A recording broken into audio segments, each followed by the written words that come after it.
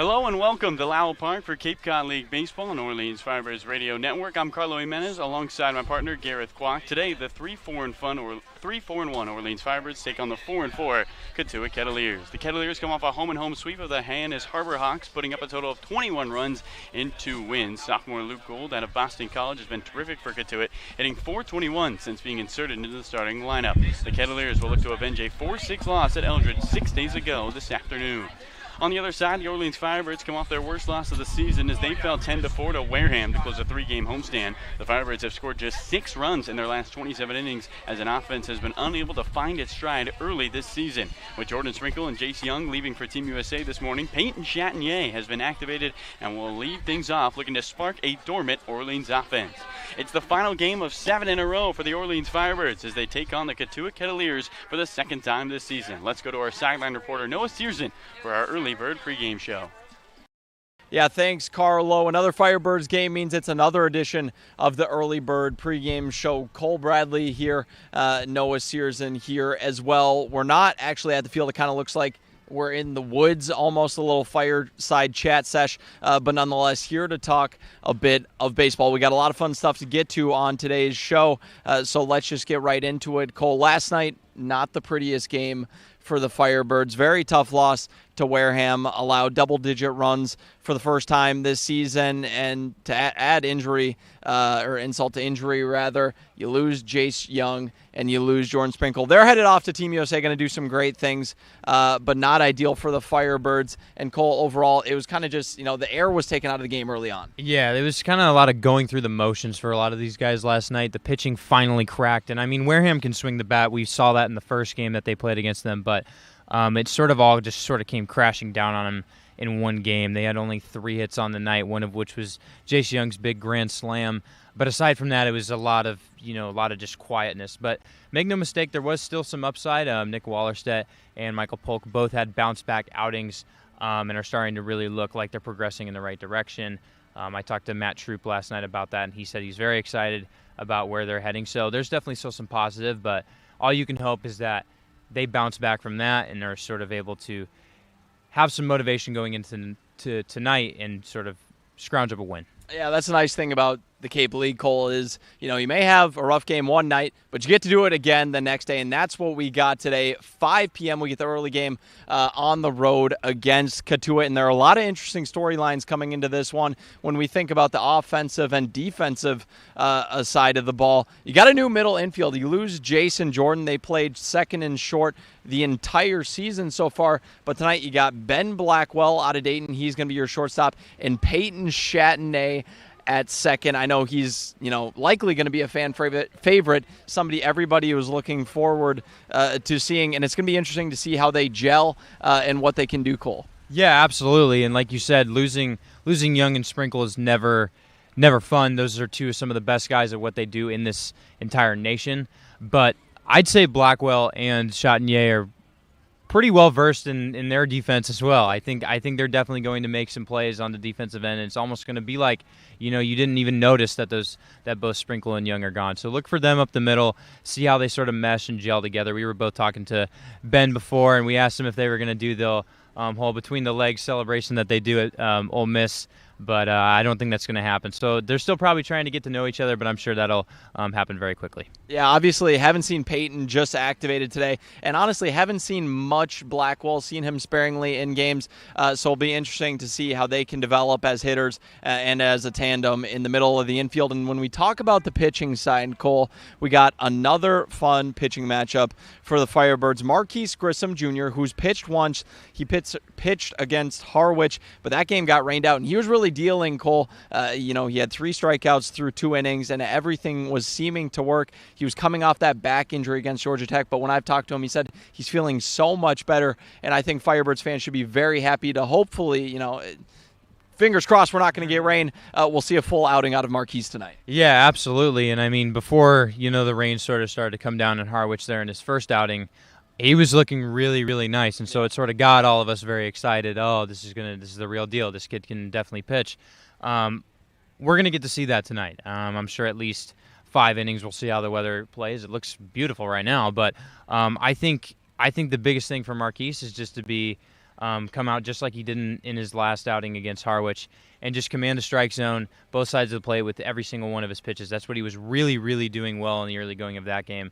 And I'm sure that's what he'll try and do tonight. Yeah, very excited to watch Marquise and the rest of this team play. And it's just going to be moments until anthem and then first pitch, which means Cole and I would normally do keys, but we're not doing that today. We got to keep the content fresh, nothing stale, and we're actually going to do a little bit of kind of a fantasy draft between Cole and I. The way it's going to work is we're going to do a snake draft. We're both going to pick 3 Firebirds hitters, and using a point system that I'll explain further on Twitter, but is basically, 1 point for a single, 2 points for a double, 3 points for a triple, home runs, RBIs, walks, everything's covered. Whoever has the most points combined between their players at the end of the game wins. You think you got it, Cole? I got this. All right. Since it's my game that I have invented, I got to let the guests go first. So you get the first overall pick should you want it, or maybe you want to go second. I'll take that first. Okay. So Cole's going to go first, me twice, Cole, and it'll be snake like that. We'll both pick 3 hitters. Cole, who are you going with first? We were talking a little bit about the guys back up the middle, and this is Chatagner's first start. I'm going to take him with my first overall pick. I feel like his first game, he's going to sort of set the tone early, so I'll take him. All right, I think that's a great pick. Peyton, he's a lot of fun to watch out there, and he could easily have a big game in his first start. I'm going to go a little bit risky with this second pick and pick Chase DeLauter. We watch him in every single batting practice session, and he was hitting them to the top of the trees today. Like absolute bombs. He struggled in game, but if he can connect with one in game, that's going to be very good for my team. So I'm going to pick Chase DeLauter with my first pick. And then I think with my second pick, I got a couple sneaky options here. But give me Jared McKenzie. He's somebody that, we maybe haven't talked about a ton, but he's been sneaky good as a hitter in the field, makes great contact, and just kind of has a knack for getting on base. So I'm going Chase and Jared with my first 2 picks. Give it back to you, Cole. I'm going to go with another sneaky pick, just like I'm going to go with Justin McNiss. I think both him and Guillemette defensively have been really good this year. In fact, I wrote an article about it earlier today. You can go check that out on the Firebirds website. But McNiss has also sort of been one of the more underrated on-base pieces so far this season. He hasn't really played a lot, but when he has, he's walked, he's gotten on base, he's gotten his hits, and I think he's going to keep that up tonight. He's been catching this will be 18 straight innings for him after this contest, just like they did with Guillemette, so I'm sure he's going to try and go out with a bang before he probably rides the pine for the next couple games. All right, and then you have a second pick. That's right. Well, that was my second pick, so I got to go third. So my third pick, I'm going to go Tyler Locklear. I feel like I got to have a big bruiser in there somewhere. And even though, just like everyone else, it's sort of been going through the motions with him, he had that big grand slam against YD earlier this week. So I'm taking him. I think he's going to try and follow that up tonight. All right. So I'm glad you didn't take my guy because I can't believe I got him with the last pick, but Connor Cox. He's at that 3 spot. Another guy who, he's kind of quiet, more reserved to himself. But besides the fact that he's got incredible hair, kind of like you, Cole. He's got incredible play in the field. A lot of scouts are out here to see him. He has a way of getting base knocks. So I kind of went boom or bust with Chase, but I feel like Connor Cox is a safer pick. So just to repeat, my guys are Chase, Connor Cox, and then I also got Jared McKenzie. Cole, your team? So I got Tyler Locklear, Justin McNiss, and Peyton Chatagner. All right, those are our teams. We'll put all the results on Twitter. Obviously, mine will win. I'm not too concerned, but we'll be sure to get that on Twitter. It's time for first pitch, though. Another big matchup between Orleans and Cotuit. Without further ado, let's send it back to Carlo and Gareth for first pitch in this one. Guys, take it away. Welcome back to Lowell Park. Carlo Jimenez alongside my partner in crime, Gareth Kwok. Gareth, for the first time this season, the Firebirds will be without Jordan Sprinkle and Jace Young as we get set for the national anthem quickly. How much of a hole is it for this Firebirds team with those 2 guys out of the lineup? It's going to be tough, and certainly there's going to be some big shoes to fill. Jordan Sprinkle provided such an energy boost with his speed, his defense, and his timely hitting. Jace Young, always a power threat, but now you got Peyton Chatagner at second base, Benjamin Blackwell at shortstop for what should be moving forward at least for a good chunk of time. Peyton Chatagner is definitely a shot in the arm of energy. He's a fun personality. You can already sense his energy being out on the field. Meanwhile, Benjamin Blackwell, he picked up his first hit last night. Can he keep that momentum going? It's going to be the question as we move forward throughout this rest of the year without 2 guys that are headed to Team USA right now. Thanks so much, Gareth, and now we'll have our national anthem.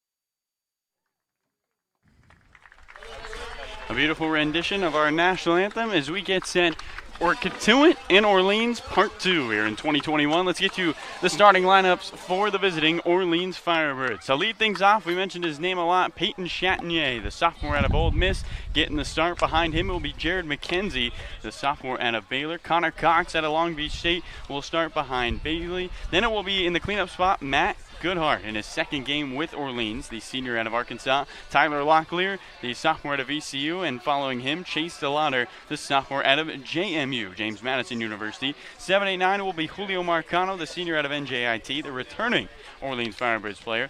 Benjamin Blackwell will be in the 8-hole, the junior out of Dayton, and then Justin Mickness, the catcher out of Kent State, and playing in his second straight game for Orleans. On the mound for the Cotuit Kettleers, it's Harrison Cohen. Cohen pitched one time before this year, and it was against the Firebirds 6 days ago. He, in 2 1/3 inning, gave up 4 earned runs, 3 walks, only struck out 2, and struggled with command. Gareth, how much of it is an advantage for this Firebirds team seeing Cohen for the second time, first starting pitcher they see for the second time this season? Well, it certainly should help for guys like McKenzie, Cox, Locklear, DeLauter, guys that were able to get reps and see him last week or so. And again, the issue with Cohen was the control. He had 3 walks, gave up the 4 earned runs, and it was a game where he kind of gifted Orleans a lot of free opportunities, free passes, part of a 4-run third inning that kind of got Orleans going on offense back at Eldridge last Thursday. So I think the key for Cohen, of course, he has to be better with his control, and I'm sure it helps that he's facing this team again. He knows what the tendencies are, and what you're going to see from Harrison Cohen as we are waiting for the Kettleers to take the field here in just a sec. You're going to see a 3-quarter slot, 92-95 with the fastball. He does throw a slider that runs around 78 miles an hour to 82 miles an hour, but he also has a very good changeup as well. That one 82 to 86. Sometimes he'll throw the curveball right around the low 70s, mid 70s, but it's not often. So it's a 3-pitch mix for the right-hander out of George Washington University. But you're going to see, Carlo, just a lot of fastballs, and he will get multiple pitches to hit. And also, his command, he likes to go middle away. So if you're the Firebirds, you're hoping that you can get something over the middle of the plate, maybe go opposite field in this ballpark, and for Orleans, they got to get it back in the victory column after what happened yesterday. Yeah, the defense behind Harrison Cohen, putting down the signs in the squad. It will be Rice on third base, Cole Cummings. Ryan Ritter will be at short. Luke Gold, the sophomore out of Boston College, at second. And Martella at first. Outfield will be Rivertown in right. Rhodes in center. And Baldwin in left. Orleans in the white pants. The red camos with the red undershirts. Garrett, first time we've seen this combination. Facing off against the Cotuit team in the pinstripes with the maroon hats, maroon socks, and the maroon letters on the back. Cotuit across the chest in maroon as Harrison Cohen gets his final warm-up pitches in. A beautiful Wednesday afternoon here at Lowell Park. The Firebirds look to get back in the win column. A 10-4 loss yesterday. Going against an offense, Gareth, that's been really good. 21 runs in their last 2 games. How important is it for the Firebirds to get on the board early? Oh, it's certainly going to be important, and it's sort of been the key the last couple of games is they've gotten ahead on leads, but they haven't been able to sync up the pitching and the hitting. It's either the pitching comes through or the hitting sort of struggles, or you have really good hitting and then the pitching doesn't quite come through. And yesterday it was only 1 inning where we saw the offense come through. That was the Jace Young grand slam, and now he's not with the team, and the offense really struggled after him. So they're going to need a good quality start from Marquise Grissom. He said he was talking to us beforehand a couple of days ago that he was super bummed out that his start against Harwich was cut short due to the rainout. So I wouldn't be surprised if he doesn't have much of a leash tonight. Give him some innings, and it'll be fun to watch Marquise in his first full start with a couple of new guys also for Orleans on offense. Yeah, a different Orleans team. There's so much fluidity with the lineup all of the way until really late July when the draft finally ends, and you get a lot of guys who maybe went to the draft thinking they wouldn't come back who come back. So the roster is going to move, and this is just another look. No Jace Young, no Jordan Sprinkle. How do the Firebirds fare against the 2019 champion Cotuit Kettleers? It will start with Peyton Chatinier. Right-handed batter looks on, wearing number 3 for Orleans. Chatinier hit .271 this past year, 43 RBIs, 6 home runs. Although struggled really, Gareth, to end the season. Started the season hot, was hitting over 300 in mid-May. And then had a rough Vanderbilt series in which he went 1 for 12, and over his final 19 games hit just .217. So he's trying to get back on track. Cohen eyes the newest Firebird. And the first pitch of the afternoon. Off the outside. And the count 1 ball and no strikes. Well, Cohen has had 6 days to think about facing this Firebirds team again. Again, struggled with command last time out. 1-0. Misses high. 2 balls and no strikes.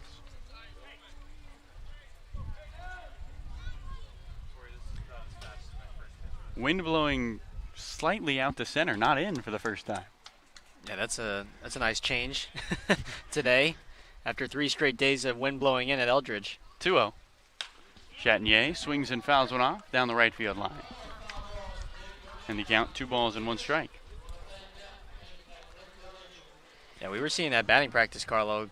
A couple of guys. Justin Mickness was taking some balls out of the yard here at Old Park, so maybe the power that we haven't seen a bit could play out here today. Chatinier looks on, looking to get the first runner of the ball game aboard. 2-1. Strike. And the count 2 balls and 2 strikes to the leadoff man. Just getting going. Top of the first, no score. Orleans still winless on the road this year. Trying to change that at Lowell Park. 2-2. Swing and a pop-up foul straight back over towards the bleachers. We'll try it again, 2 balls, 2 strikes. A long at-bat here between Chatinier and Cohen. Here's a beautiful ballpark here, Gareth. The bullpen out in left field for Cotuit. Trees throughout the outfield. A light breeze, a beautiful day on the Cape. 2-2 to the plate. Chatinier swings and pops one straight back over behind us towards Cornhole. And the count remains 2 balls, 2 strikes.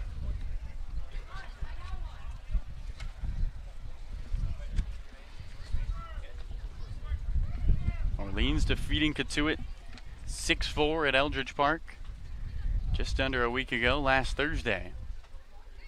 Comes a 2-2 again. And a swing and a line drive into center field, a base hit. Peyton Chatinier in his first at-bat as a Firebird cranks a single up the middle, and the leadoff man is aboard for Orleans. And that's what they're hoping Chatinier can do the rest of the summer here with Orleans. Put together some good at-bats. He saw a lot of pitches there from Harrison Cohen. Saw at least 6 or 7 pitches before lacing a single right back where it came from. So far, a good start for the Firebirds.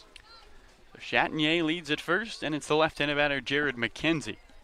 Top 1 on, nobody out. Orleans and Cotuit.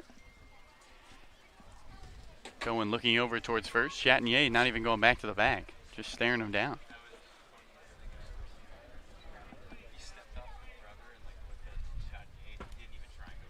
McKenzie hitless in his last 3 games, looking for a knock. Throw down to first. Peyton back with a head-first slide.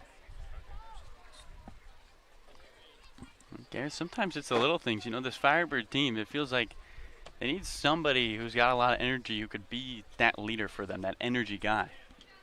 And even that little move by Chatinier, not going back to the bag, first pitch home.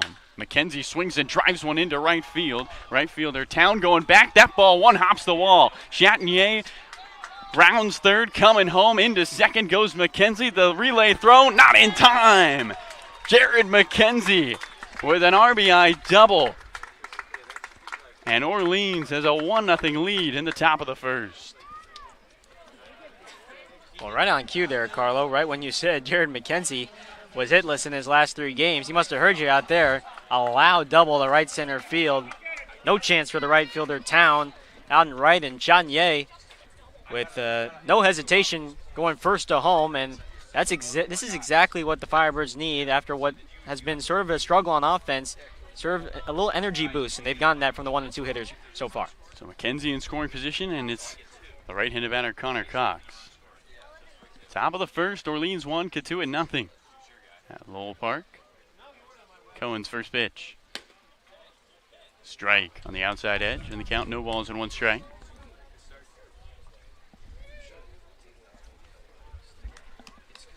A great start for a Firebirds offense that had scored 6 runs in its previous 27 innings.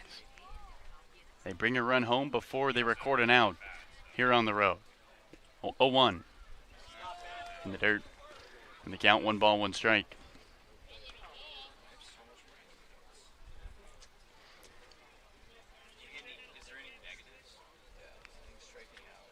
A Chatinier single, a Jared McKenzie double.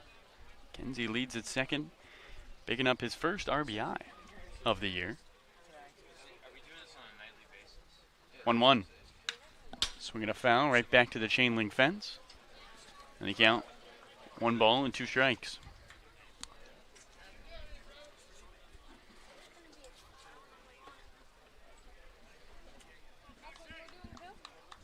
Firebirds striking first.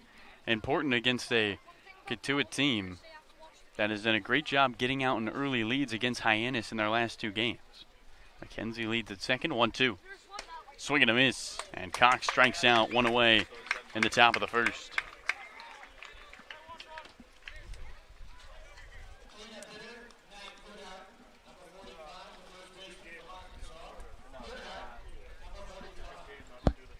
So up comes the left-handed batter, Matt Goodhart.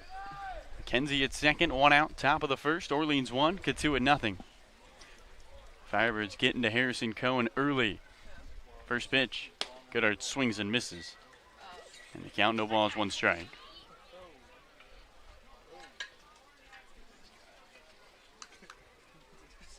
The draft-eligible Goodhart playing in just his 2nd game this season for the Firebirds.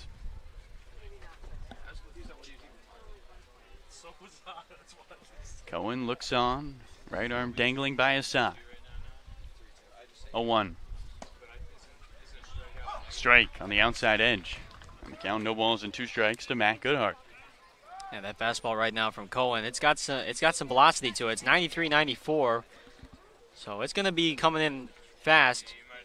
Firebirds hitters have to be ready for the off speed as well. 0-2. Goodhart stays alive, spoils 1 straight back. Ball boy hustles over, picks it up with the bare hand and hustles back. We'll try it again, no balls, 2 strikes.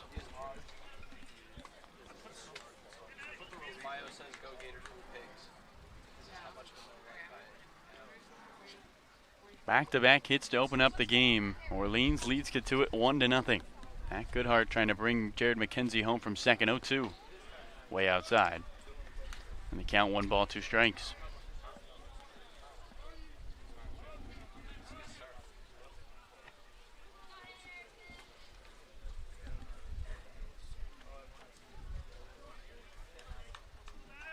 Gareth, if memory serves, this is the first time this season the Firebirds have scored in the first inning. I think you got to be right there. I don't remember the last time they've scored so far this summer. 1-2. In the dirt, McKenzie thought about going to third, now heads back to second. Rice able to block it, sliding to his right. And the count, 2 balls, 2 strikes.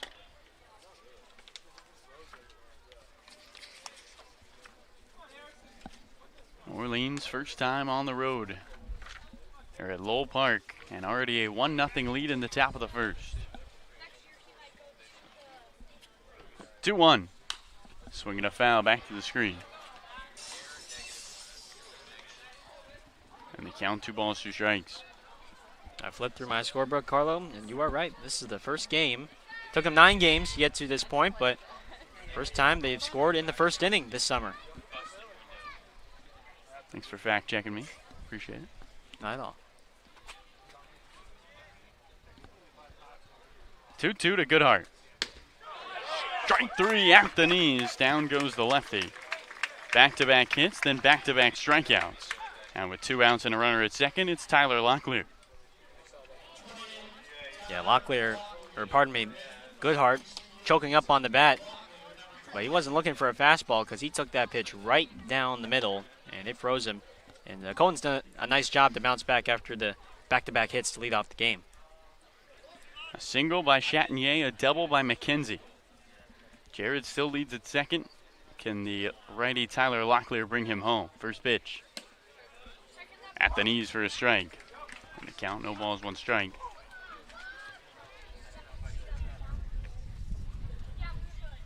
Orleans 1, Cotuit nothing. Top 1, 2 outs. 0-1. High. 96 on that fastball. And the count, 1 ball, 1 strike.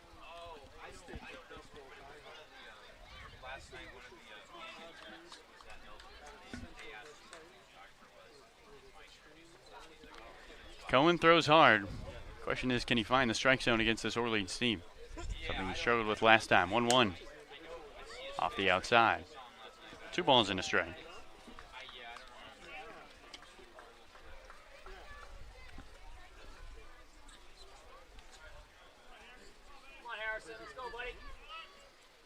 McKenzie takes a healthy lead at second base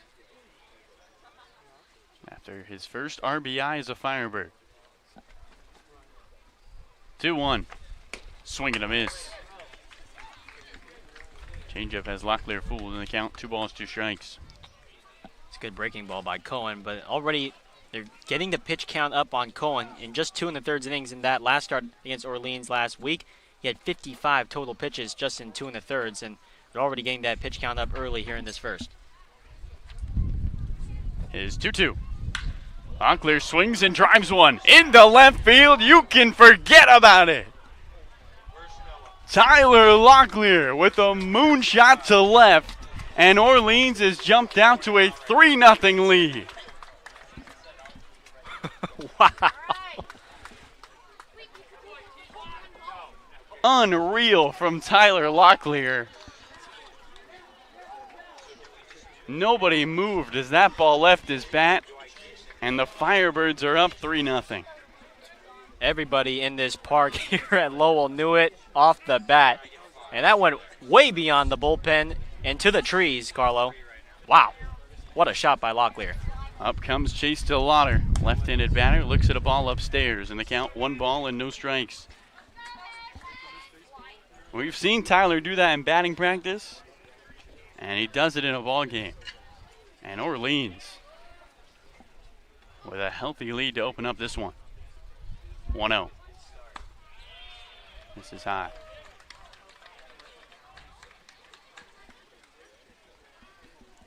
DeLauter has struggled, 1 for his last 17, as Mike Roberts comes out and wants to talk to his pitcher Harrison Cohen. Well, Gareth, we mentioned it in the pregame. This is the second time this Orleans team is seeing Harrison Cohen. The first time this season they're seeing a starter for the second time. And you said, you know, guys like Tyler Locklear might have an advantage. You were right. And shout out to our analytics guy, Jackson Thomas, who just gave us the exit velocity and the distance on that Locklear home run. Carlo, 111 miles per hour off the bat, 413 feet, says our guy Jackson Thomas. Wow. That was that ball was absolutely crushed.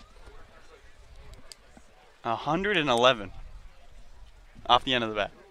413? It wasn't off the end of the bat. He got that. He squared that ball up. And that one, as I said, everyone in the park knew it. And we have a great view here just behind home plate, off to the right.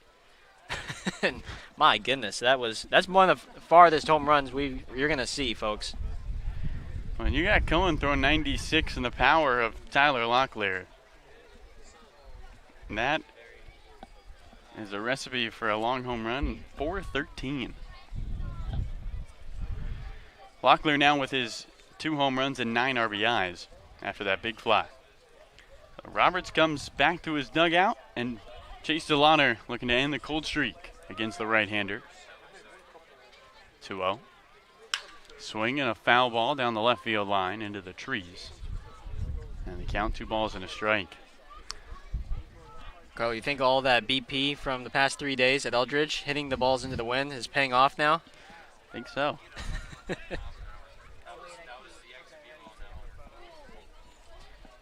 2-1. Strike on the outside edge. No, Gareth, talking to Zorian, one of our analytics guys, he was telling us hitting is contagious, and the Firebirds just need somebody to get them going.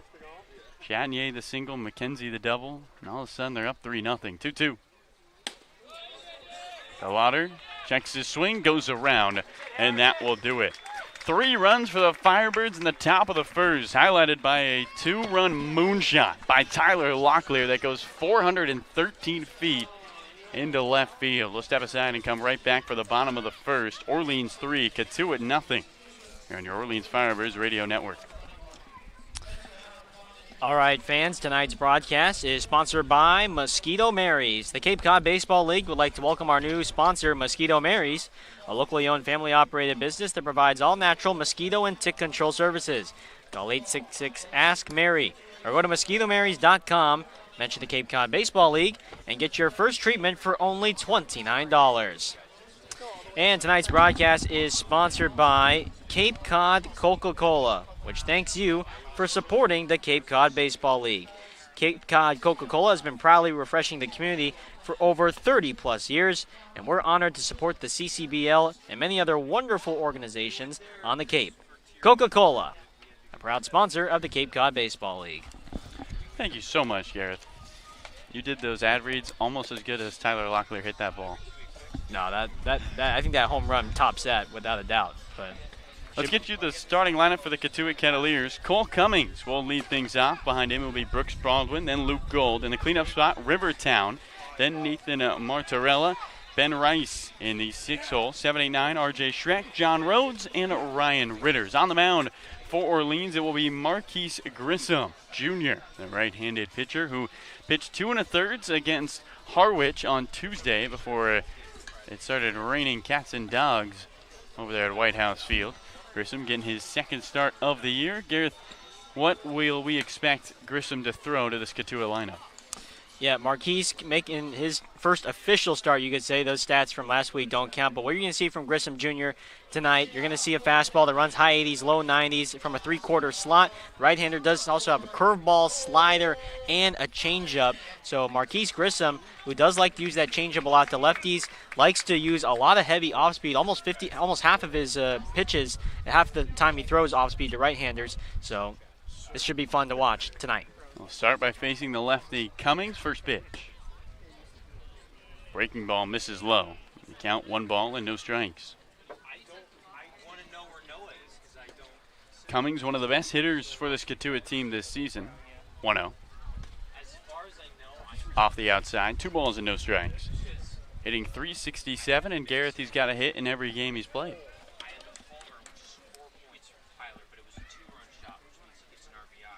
Here comes the 2-0. Strike at the top of the zone, and the count 2 balls and 1 strike.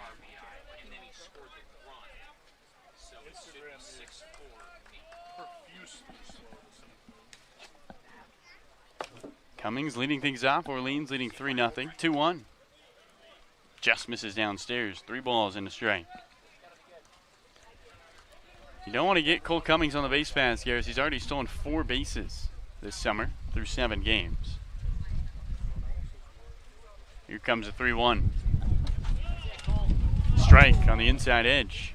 And the count runs full. 3 balls and 2 strikes to Cummings.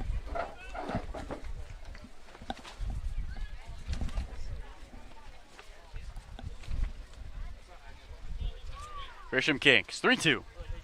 Swing and a miss out of the glove of Mickness. Cummings just gets a piece as he foul tips that one, and we'll try it again. 3 balls, 2 strikes. 93 on that fastball from Grissom, probably the hardest yet we've seen. Grissom looks on. Another 3-2 pitch. And a swing and a pop-up down the left field line. Mickness gives it a chase, and it lands in the seats. Orleans 3, Cotuit 0. Bottom of the first. Nobody out against the leadoff lefty, Cole Cummings. The Firebirds, who had put up 6 runs in their previous 27 innings, get a 3 spot on to open up the ball game. 3-2. Strike 3 on the inside. Grisham able to paint the zone, and there's 1 away. At 93 mile an hour inside paint. And home plate umpire Michael Hinojosa ringing up Cole Cummings. Not a bad way to start off your Cape League summer for Marquise Grissom, then a strikeout looking. One away, bases empty. Orleans 3, Cotuit nothing. Bottom of the third, and it'll be the lefty Brooks Baldwin. Opening offering. High for a ball. Count 1 ball and no strikes.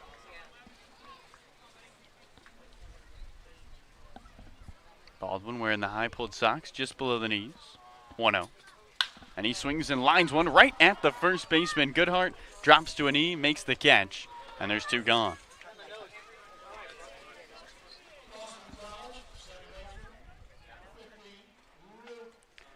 So with 2 outs and the bases vacant, it will be the right-handed batter Luke Gold. Gold, the best hitter in this lineup for Cotuit, hitting .400. 0-2. Misses upstairs. We count 1 ball, no strikes. Gold tied for second in the Cape Cod League through 7 games with his .400 average. 1-0. Misses upstairs again. 2 balls, no strikes. He is tied in second place with our own Ryland Thomas, who's also hitting .400. Ryland not in the lineup today for the Firebirds. 2-0. Strike on the outside. 92 on the fastball. And they count 1 ball, 2 balls, 1 strike. Orleans 3, Cotuit nothing. Marquise Grissom looking for a clean bottom of the first after the Firebirds put up 3 in the top of the inning. 2-1. Swing and a miss. Grissom hung one, and Gold missed it. They count 2 balls, 2 strikes. Yeah, that was a slider, and I don't think he intended that for it to be up high and in, but luckily Gold waves and misses, and Grissom gets away with it. 2-2. Off the outside, and another full count. 3 balls, 2 strikes to Luke Gold. Josiah Rivertown on deck, awaiting his first Cotuit at-bat.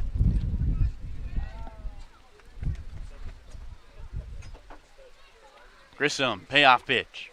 Swing and a miss. Down goes Gold on the strikeout. A 1-2-3 inning for Marquise Grissom Jr., and we'll head to the top of the second. Orleans 3, Cotuit nothing through 1. Here on your Orleans Firebirds Radio Network.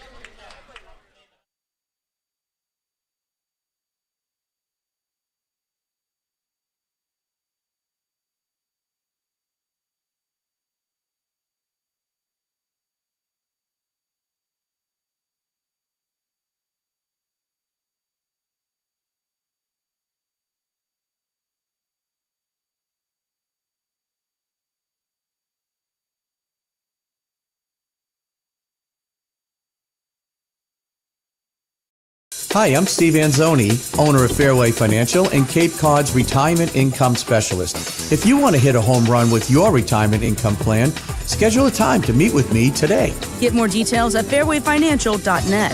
That's fairwayfinancial.net.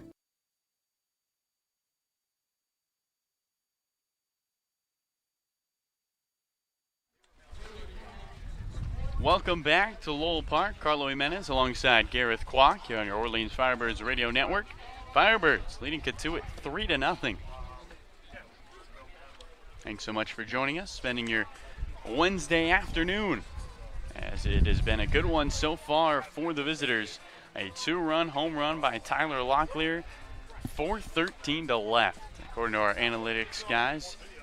Big shout out to Jackson Thomas, always giving us live updates.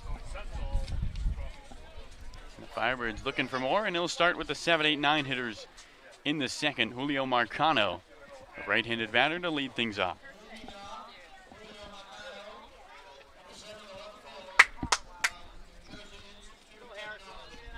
Marcano, a draft-eligible player, trying to add to his stock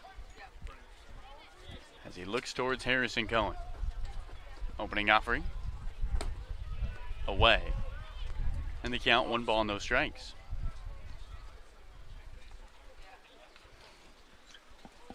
Marcano played in yesterday's game but did not get an at-bat. 1-0. And he swings and hits one sharply on the ground towards short. Shortstop Ritter to his left, and he can't glove it cleanly. Marcano reaches on the air by Ryan Ritter at short, and for the second straight inning, the leadoff man is aboard. Yeah, just a ground ball up the middle, and this infield actually sort of slowed that ground ball down, the infield grass, and Ritter just kind of kicked it around. It's just a simple routine play he's got to make. Instead, it's a base runner now for Orleans. And a fast one at that in Marcano. Benjamin Blackwell at the plate. Right-handed batter looks towards Cohen. As Cohen steps off, looks towards Marcano. Top of the second, Orleans 3, Cotuit nothing. Firebirds get the leadoff man aboard for the second straight inning, looking to capitalize. As Blackwell out of the 8-hole looks on. First pitch. Skips in well in front of the plate. That one hit Rice in the middle of his chest protector as he popped up.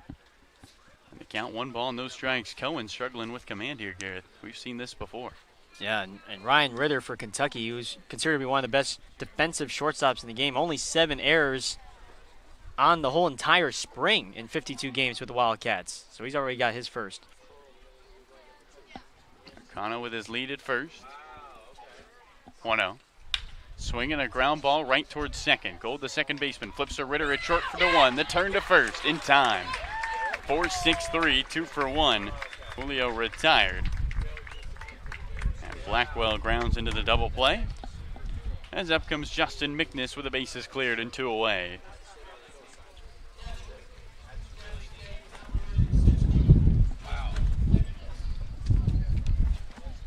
Top of the second inning, 2 outs.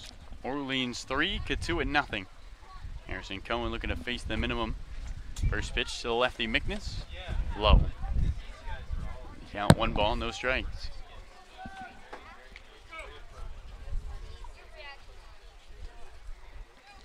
McNiss has one of his 2 hits this year against Cotuit. 1 for 2 with a walk last time we faced the Kettleers. 1-0. Misses inside. 2 balls, no strikes.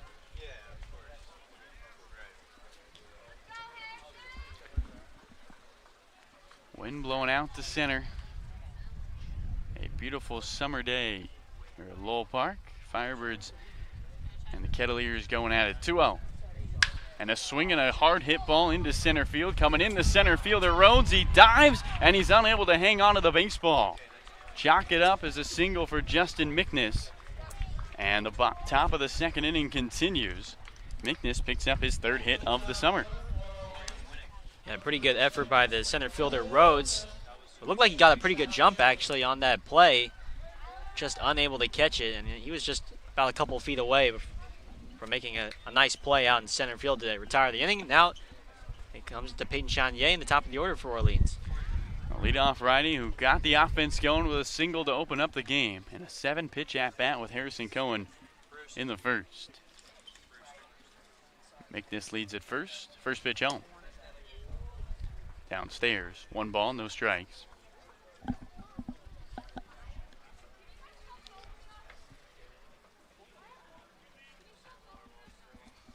Peyton Chanier. Interesting route he took to end at Ole Miss, Garrett. Was originally looking at A&M, 1-0 off the outside.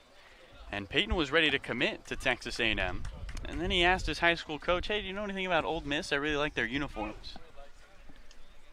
Looked into it a little more, found out he liked the program, and he just finished his sophomore year. Uniforms matter. 2-0. Low and away. 3 balls and no strikes, still leadoff righty.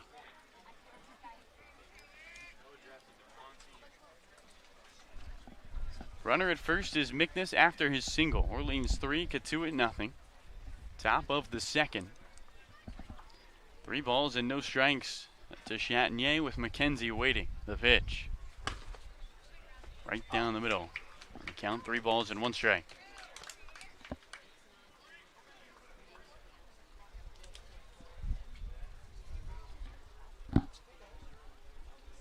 McNiss takes his lead. Firebirds with already 3 runs in this game after putting up 6 in their previous 3 games. 1-2. Inside, Chanier aboard for the 2nd time today. As he jogs down to first, McNiss heads to scoring position at second. And it's Jared McKenzie The left-handed batter looks towards Harrison Cohen. Yeah, already the pitch count for Harrison Cohen, 41 pitches. And he's trying to get through this second inning, but have to figure he might not be able to go much longer if he continues to pitch at this rate, at roughly 20 pitches an inning.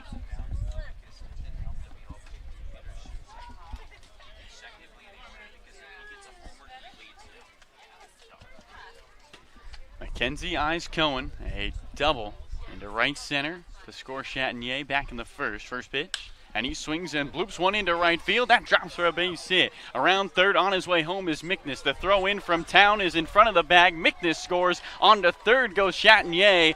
Another RBI for Jared McKenzie. And the Firebirds have a 4-0 lead in the top of the second. Jared McKenzie came into this ballgame without a hit in his last 3 games. He's got 2 RBIs and 2 hits. And runners to the corners with 2 outs for Connor Cox. Boy, these couple at bats here, McKenzie, have got to feel good for him, as catcher Ben Wright's going to punt a first and third play here, but golfs out a pitch down and in, and loops one in the right field. Justin Mickness getting the wave from third base coach Brendan Eigebrot, and luckily that throw was way offline. Maybe an accurate throw, it might have gotten Mickness, but Connor Cox with another chance here. Cox struck out swinging in his first at-bat. First pitch, and he swings and lines one foul down the right field line. And the count, no balls, 1 strike. Inning started with Marcano reaching on an error. Blackwell hit into a double play. Mickness picked up a single. Chatinier walked, and McKenzie with an RBI single. All this damage done with 2 outs for the Firebirds.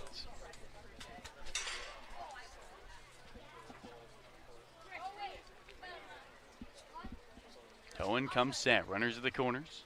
2 outs. 0-1. Off the outside. 1 ball, 1 strike.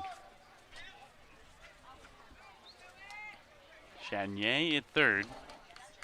McKenzie at first. Orleans 4, Cotuit nothing. And the top of the second with 2 outs. And a Firebirds offense that has been quiet the last couple of games has come alive as Cohen steps off.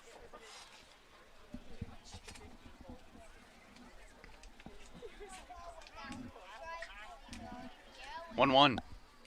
Swinging a slow roller up the middle. Ritter, the shortstop, to his left. Gloves it, loses it again, and everybody's safe. Chatinier scores.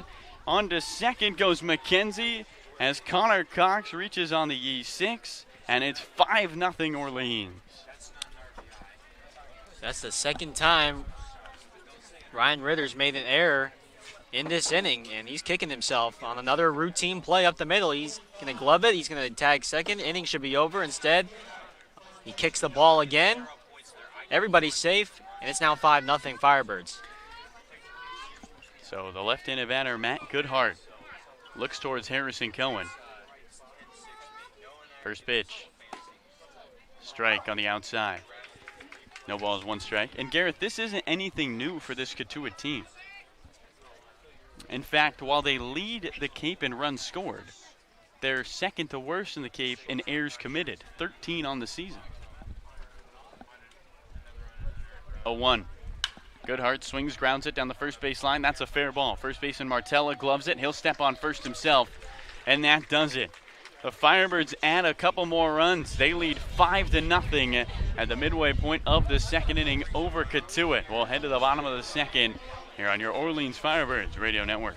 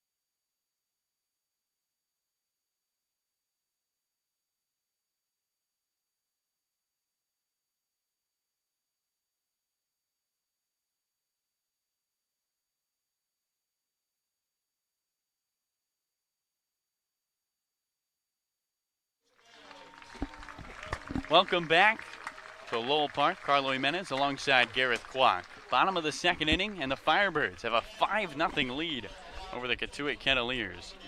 Marquise Grissom Jr. on the mound to face Rivertown, the left-handed batter. First time he will have an at-bat as a Cotuit Kettleer, the junior out of Dallas Baptist University. What a name, Rivertown. This Cotuit team has a lot of characters, a lot of names. Rivertown, Hambleton Oliver out of the bullpen, Alaska Abney out of the bullpen. They got some names. First pitch, Rivers swings and misses. The count, no balls, 1 strike.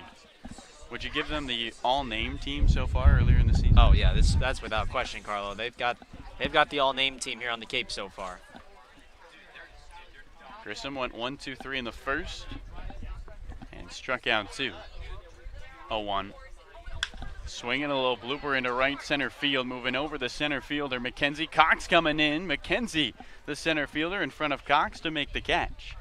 Jared McKenzie with 2 RBIs. Add a nice play in center to the resume for today's game. And there's 1 gone in the second.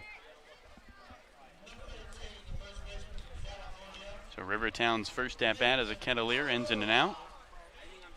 And it's the sophomore out of Cal, Nathan Martarola.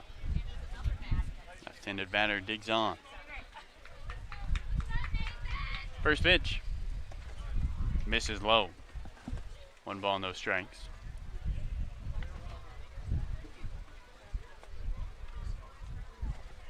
Orleans 5, Cotuit 0. Bottom of the second, 1 out, base is empty. 1-0, another wave. And 1 ball, 1 strike. Marquise Grissom Jr. getting his second start, his first official start with this Firebirds team. 1-1. Downstairs, 2 balls and a strike.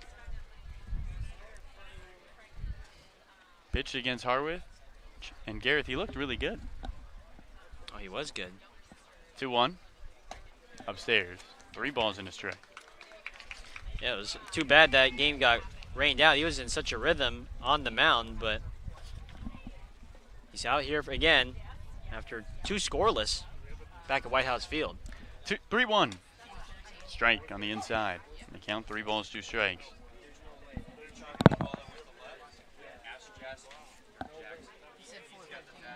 Another full count to a Cotuit hitter. Grissom kicks, 3-2. Swinging a sharply hit ground ball, foul down the right field line. We'll try it again, 3 balls and 2 strikes. So Martaella.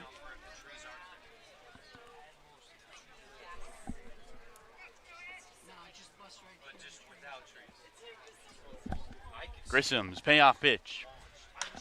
And another foul. Orleans 5, Cotuit 0. Bottom of the second. Base is empty and 1 out.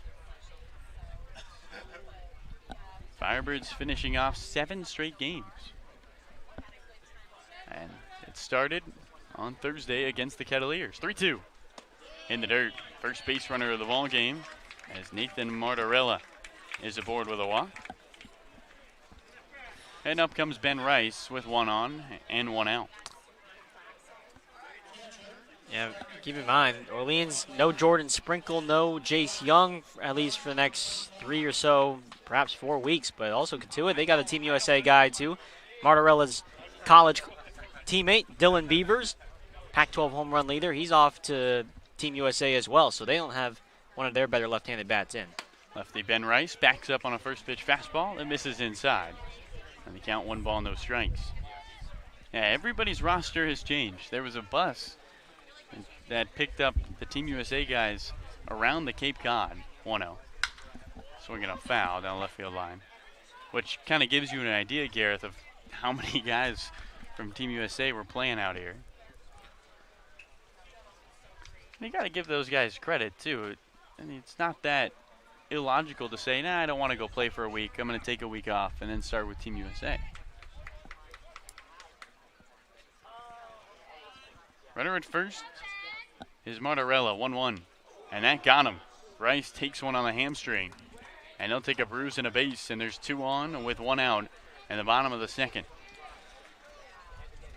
Well, Carlo, Orleans pitching They lead the league in hit by pitches. We talked about this yesterday on the broadcast.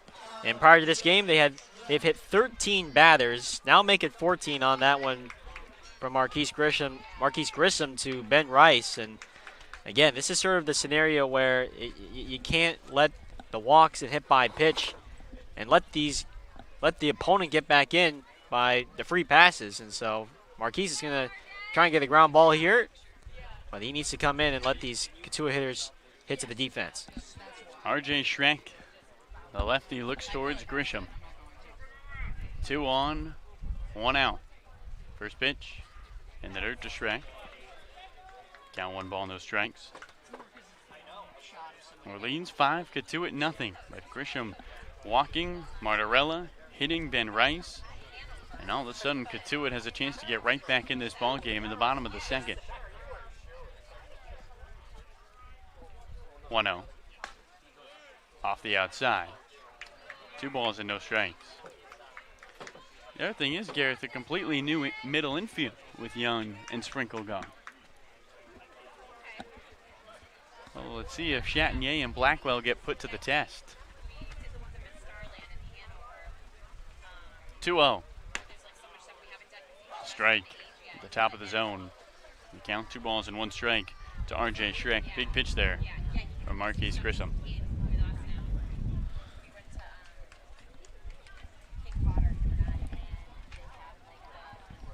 Schreck hitting .286 on the season. Does have a home run and a pair of RBIs. 2-1. Whoa. We count 3 balls and a strike. He's also a very patient batter. Last year at Duke, took 27 walks, and in this shortened season, he's taken 4. 2 on, 1 out, bottom of the second. Orleans 5, Cotuit nothing, 3-1. And Schreck swings and fouls one straight back. And we'll try to, in the count, 3 balls and 2 strikes.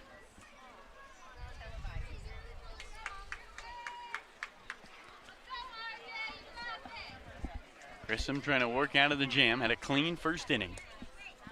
But now has walked 1 and hit another. Better protect this 5-0 Orleans advantage. Now he steps on and wants to run through the signs one more time with Micknitz.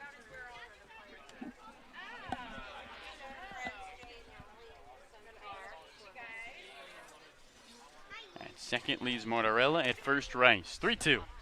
Swinging a foul down the right field line towards the Orleans dugout. And the count remains full. We'll try it again. 3 balls and 2 strikes.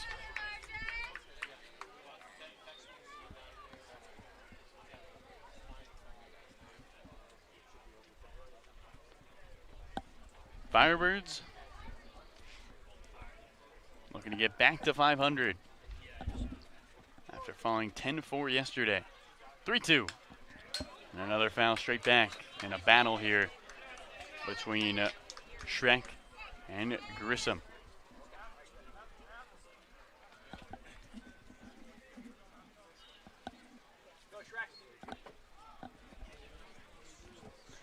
Eighth pitch of the at-bat upcoming.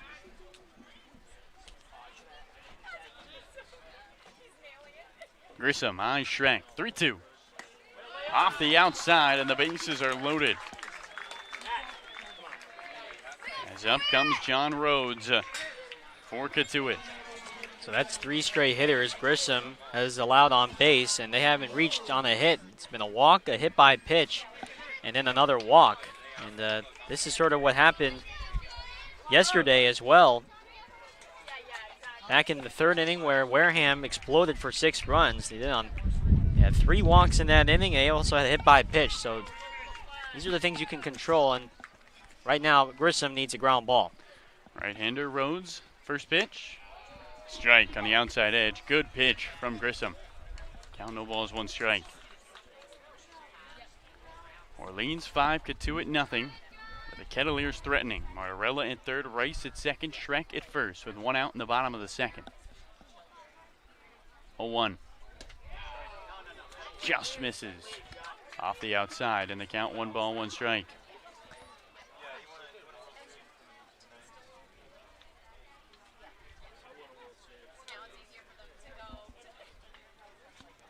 Grissom sets, 1-1. Breaking ball finds the zone. And the count 1 ball and 2 strikes to John Rhodes. It'll be up to Rhodes and Ritter. The 8-9 spots out of Kentucky. Trying to capitalize as the Kettleers have the bases loaded.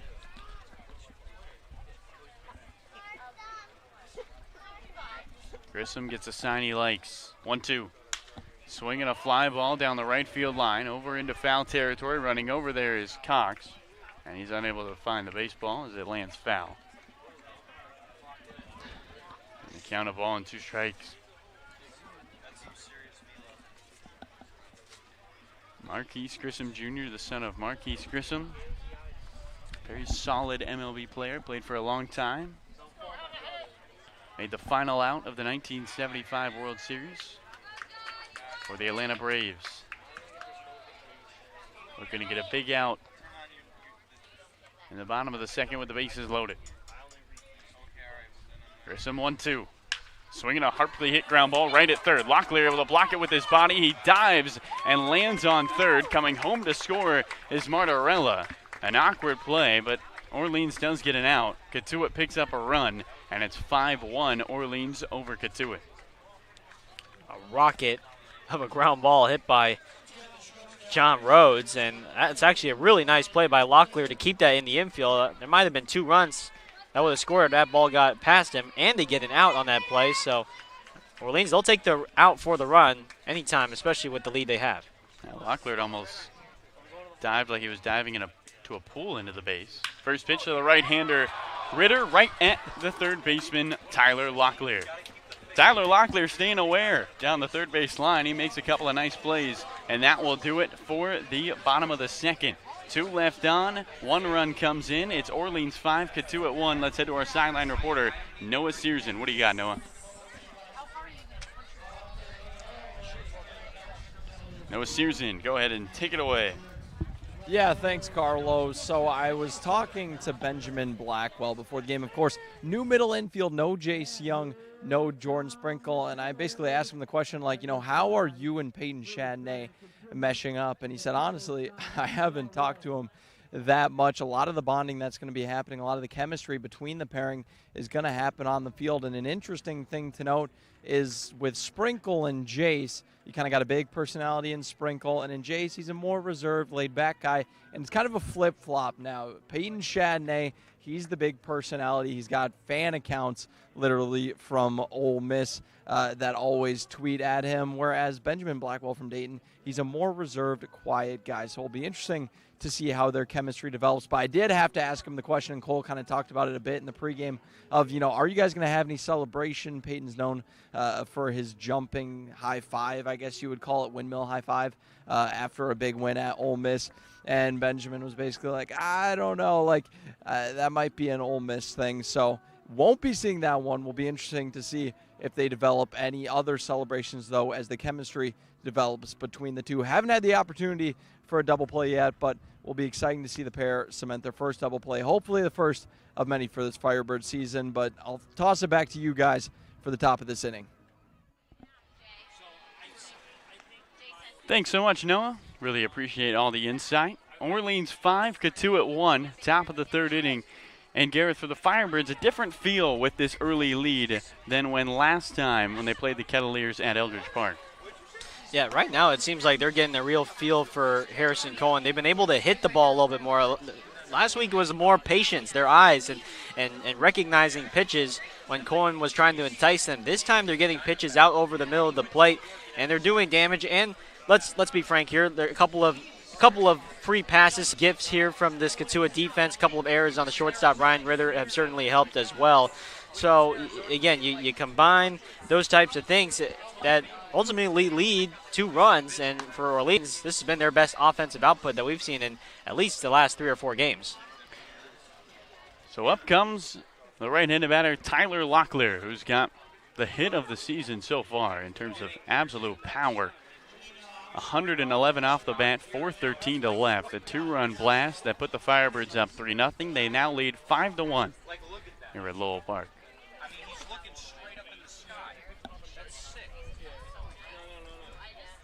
Cohen looks towards Locklear. It'll be Locklear, DeLauter, Marcano. First pitch. Misses upstairs. Count 1 ball, no strikes. Interested to see how Cohen approaches Locklear. Locklear got a hold of a high fastball and belted it over the left field wall. Does Cohen now just throw all off speed here? Wouldn't be surprised, Gareth, if you pitch around him. 1-0. On the bottom of the zone for a strike. In the count, 1 ball, 1 strike. Good job framing that one by Caden Rice.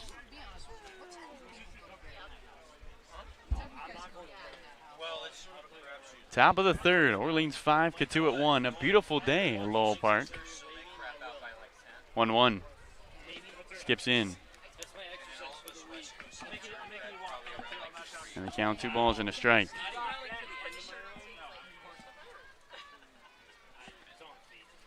Locklear picking up his second home run, his 8th and 9th RBIs of the year.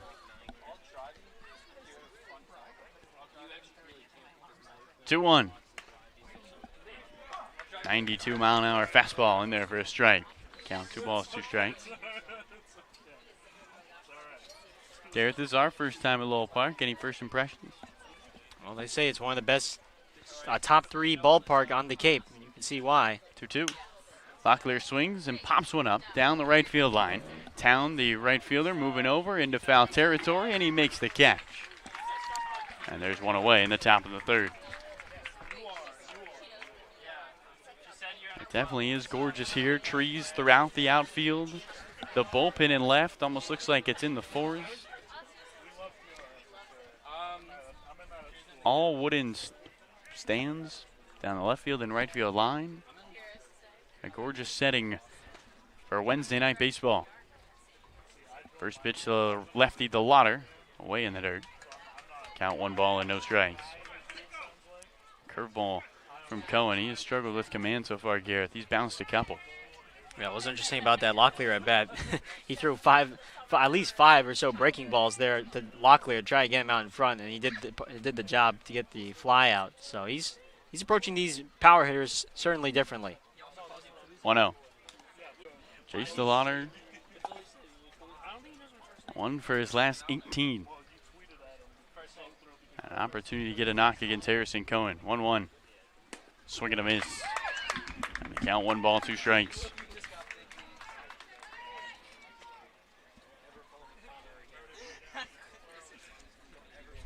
Wind blowing slightly out to center. Orleans with a 5-1 lead over Cotuit. 1-2.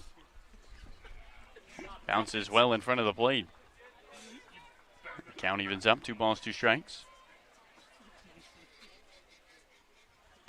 Base is empty, 1 out, top of the third. Orleans with 3 in the first, 2 in the second. 2-2 to DeLauter. And he swings and drives one into left center field. This one towards the fence, and it's gone! A solo shot by Chase DeLauter. And Orleans can add a run to the lead, 6-1 in the top of the third.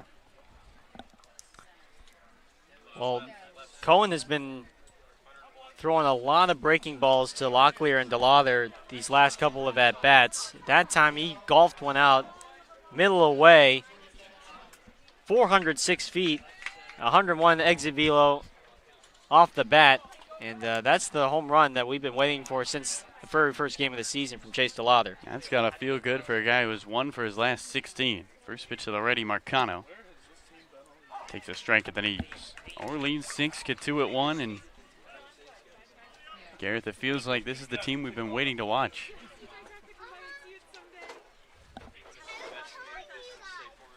Oh, 1 upstairs. 1 ball, 1 strike to Marcano. Came into this season talking about the offense. And they had just put up 6 runs in their last 3 games. We haven't played 3 innings. They've put up 6 runs. 1-1 downstairs. I count 2 balls and a strike. DeLauter, his first home run since he went oppo on opening night. Picked up a single, came around to score back in the second. Left-handed batter looks on. Opening offering. Another block by Rice as he slides to his right. The count, 1 ball, no strikes.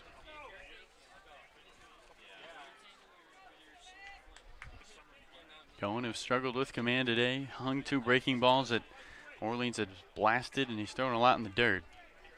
Trying to get out of this high. 92 on the fastball. And the count, 2 balls and no strikes.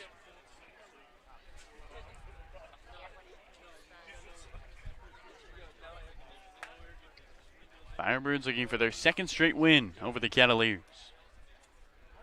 2-0. Swinging a sharply hit ball into. Justin Mickness continues to have a strong day at the plate. Sharp ground ball up the middle, and this is becoming a dream start for Orleans and something that we haven't seen in quite some time. Orleans put up 6 runs in their last 3 games. They have 7, and we have not finished the top of the 3rd. Mickness had 2 hits coming to this ball game. He's got 2 today. First pitch to the righty, Chatinier. Strike on the outside edge. And the count, 1 ball, no balls, and 1 strike. Hitting is contagious, and boy, has it been today. Firebirds with 8 hits on the board, and everybody contributing. 0-1, swing and a miss. Chatinier's helmet almost comes off. The count, no balls, 2 strikes.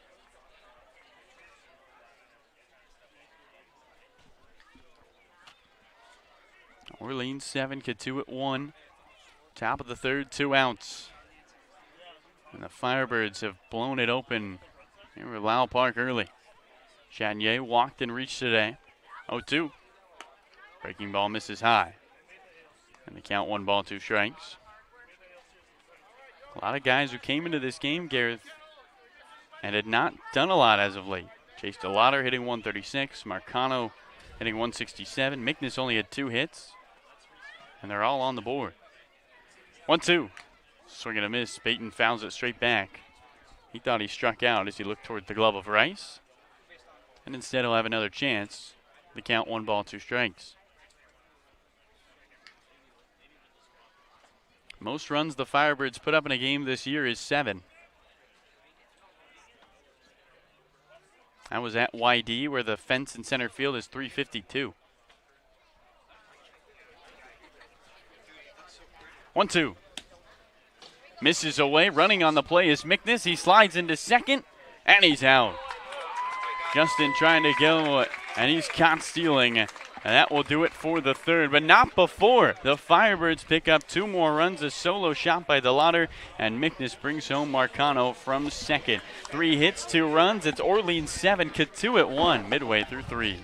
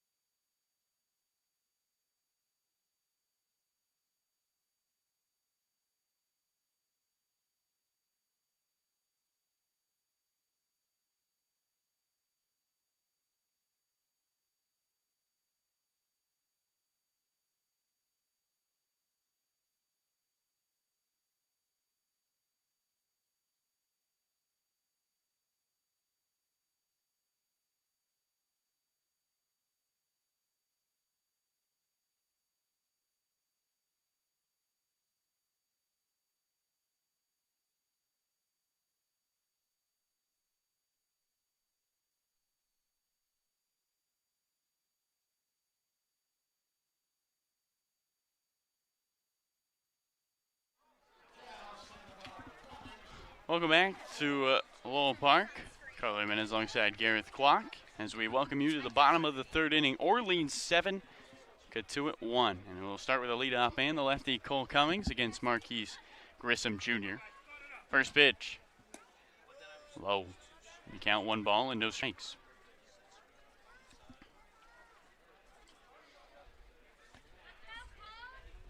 It was awfully close. And Cole Cummings reaches to open up the bottom of the third. Yeah, and manager Kelly Nicholson asking for a second pick. I thought Grissom got him by what'd you have? Yeah, from our vantage point, it looked like even though Grissom struggled with the exchange, he threw it there in time.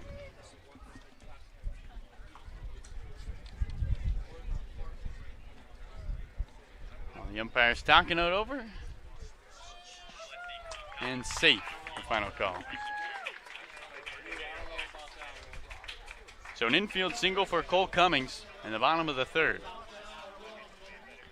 And up comes Brooks Baldwin, the left-handed batter.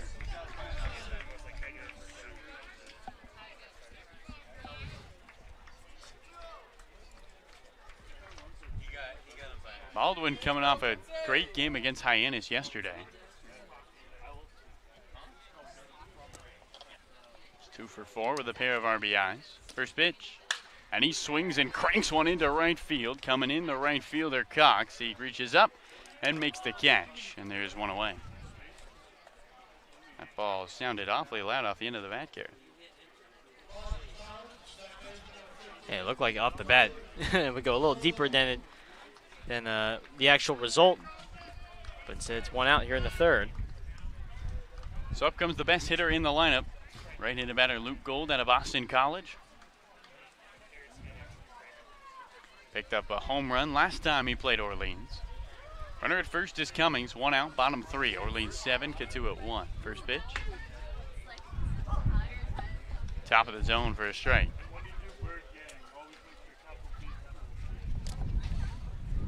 And the count, no balls and 1 strike. Grissom sets at the belt. 0-1. Upstairs. And the count, 1 ball, 1 strike. Good size crowd on hand. Stands are pretty much packed. Seating all around the outfield. A beautiful day. We're at Lowell Park. Grissom steps off, looks towards first, Cummings back to the bag. One thing about Mike Roberts is he loves to steal. Cummings has stolen 4 bases this year, 1-1. And there he goes in a swing and a pop-up on the infield, down the left field line. Shortstop Blackwell to his left, moves to his right, drops the baseball. Throw on to second in time to get Cummings, who was headed back towards first. So they do get 1 out on the play. And there's 2 gone in the bottom of the third. Yeah, wind is blowing around pretty hard, and Blackwell just plain dropped it. Luckily, though, left fielder Marcano there to back it up and then make the accurate throw to get the force out, so it's at least no harm. That could have been much worse. Yeah, Benjamin Blackwell struggled in the defense this past year with Dayton. First pitch to the righty left-handed batter River Town. He takes a strike. Down, no balls and 1 strike. Blackwell committed 19 errors at third base for the Flyers. Runner at first is Gold, 0-1. Breaking ball in the zone for a strike, and the count, no balls, 2 strikes.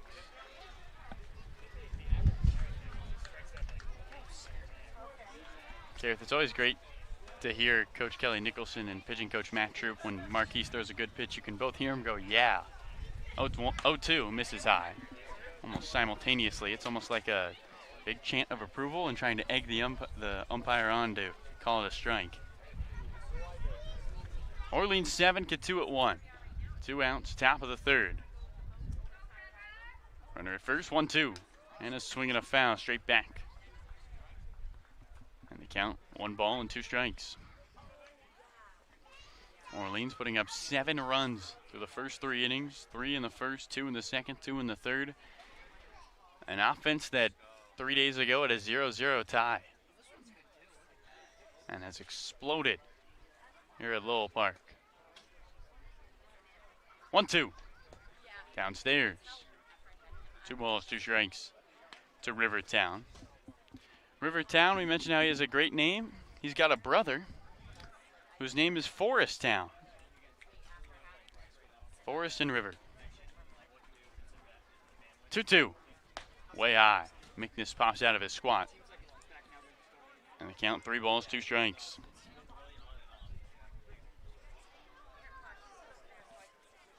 Luke Gold leads at first. He has not stolen a base this year for the Kettleers. 2-2. There he goes. And a swing and a line drive down the right field line. Foul. He tried again. 3 balls, 2 strikes.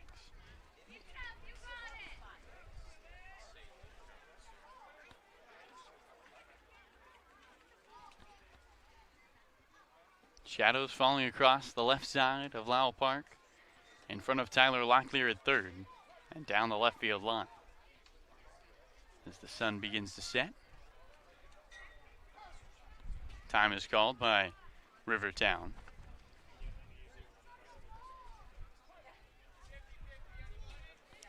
Gold leads at first. He ran on the last 3-2. He does again. And Town swings and drives one into right field. Cox going back on the run, reaches up and makes the catch. That will do it for the 3rd inning. 1 walk and 1 left on as we head to the 4th. Gareth Kwok will have it in the middle of the innings. It's Orleans 7, Cotuit 1 through 3 here on the Orleans Firebirds Radio Network.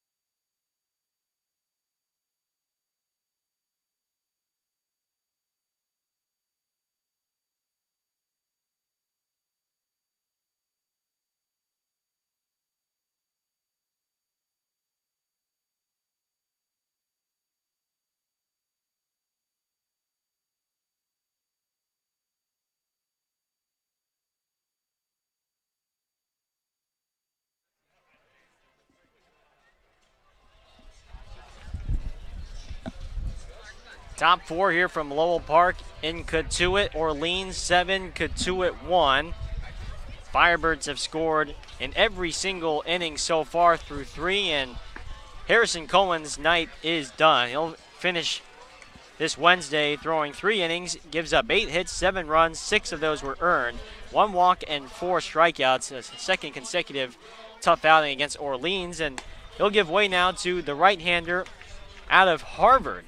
The rising sophomore, Will Jacobson, a 6'1", 205-pound right-hander from San Francisco, California, and he did not get to play at all this last season due to the Ivy League canceling spring sports.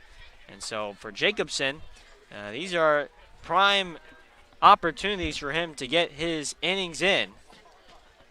So far this summer, Will Jacobson has thrown 3 1/3 innings, 3 strikeouts over 5 walks. His ERA is over 13 right now. Of course, still very early in the summer, but he's given up he gave up 2 earned runs against Hyannis back on June 21st, and then he gave up 3 earned runs against YD back on June 25th. Top of the order here for Orleans, Peyton Chanier. First pitch, swing and a foul straight back for strike 1. So Will Jacobson, the right-hander, again out of Harvard. And what you're going to see from Jacobson, he does throw a fastball at a high 3/4 slot. Not much is known about him, though. because he didn't get much, he didn't get any innings at all this spring. From the windup, 1-0 pitch. And there's a big slow curveball at 73 miles an hour, and it's in the dirt for ball 1. 1-1 now to Peyton Chanier. In his Orleans debut with the Firebirds, he's 1 for 1. A single up the middle and a walk back in the second. He scored 2 of Orleans' 7 runs tonight. 1-1 pitch, a 90-mile-an-hour fastball outside, count 2-1. It's Chanier, McKenzie, and Cox, the 1, 2, and 3 hitters. Here in the top of the 4th, Orleans 7, Cotuit 1. Here from Lowell Park. Jacobson with the glove by his face gets the sign from the windup. 1-0, swinging a foul off to the right by Chanier. And the count now even at 2 to the Ole Miss second baseman.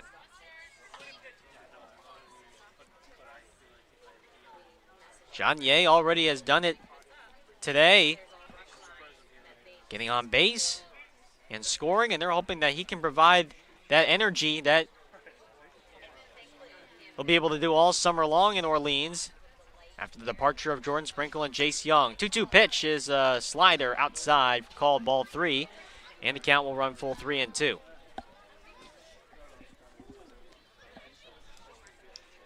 No lights here at Lowell Park, one of the prettiest ballparks here on the Cape, but there are no lights. That's why we have the early 5 p.m. start. 3-2, and a fastball in the dirt for ball 4. And for the 3rd time tonight, Peyton Chanier is on base. And the leadoff man aboard for Jared McKenzie now. I'm liking this Peyton guy. We are too. So Jacobson begins his outing with a leadoff walk. And here comes McKenzie now, the left-hand hitter from Baylor. Check on McKenzie at first from the pitcher Jacobson. McKenzie gets his uniform all dirty. Back to the base with head first slide. Interesting enough, Chanier had no stolen bases on the spring, so he's not a base-stealing threat by any means. First pitch to McKenzie is a fastball down low, ball 1. Chanier, who's an average runner, but again, not a threat to steal a base at all. And as McKenzie has had himself a nice afternoon, he's 2 for 2. RBI double in the first to right, and then an RBI single back in the second inning. For one of the best players in the Big 12, who's gotten off to a bit of a slow start. Couple of knocks already today. Jacobson at the stretch. 1-0 pitch. Chanier runs. Pitch is low, and Chanier with head first slide has a stolen bag without a throw from the catcher Rice. Again, he had no stolen bases on the spring, but Peyton Chanier swipes his first of the summer uncontested, and he's in scoring position now with nobody out here in the 4th. You think Kelly Nicholson likes sending guys? He doesn't care if you stole bases in the spring. He doesn't care at all. You better be ready to steal a base on Orleans. 2-0. McKenzie rolls one over to first. Martirella's got it, bobbles it, picks it up, underhand toss to first. It's not in time. 3rd error of the ball game, and we're in the 4th on the Cotuit defense as Martirella bobbles a slow ground ball to first. And all 3 of these plays are routine. That should be at least an out on McKenzie. Instead, runners are on the corners with nobody out for Connor Cox. And now Cotuit has taken the lead for most errors by a team this season.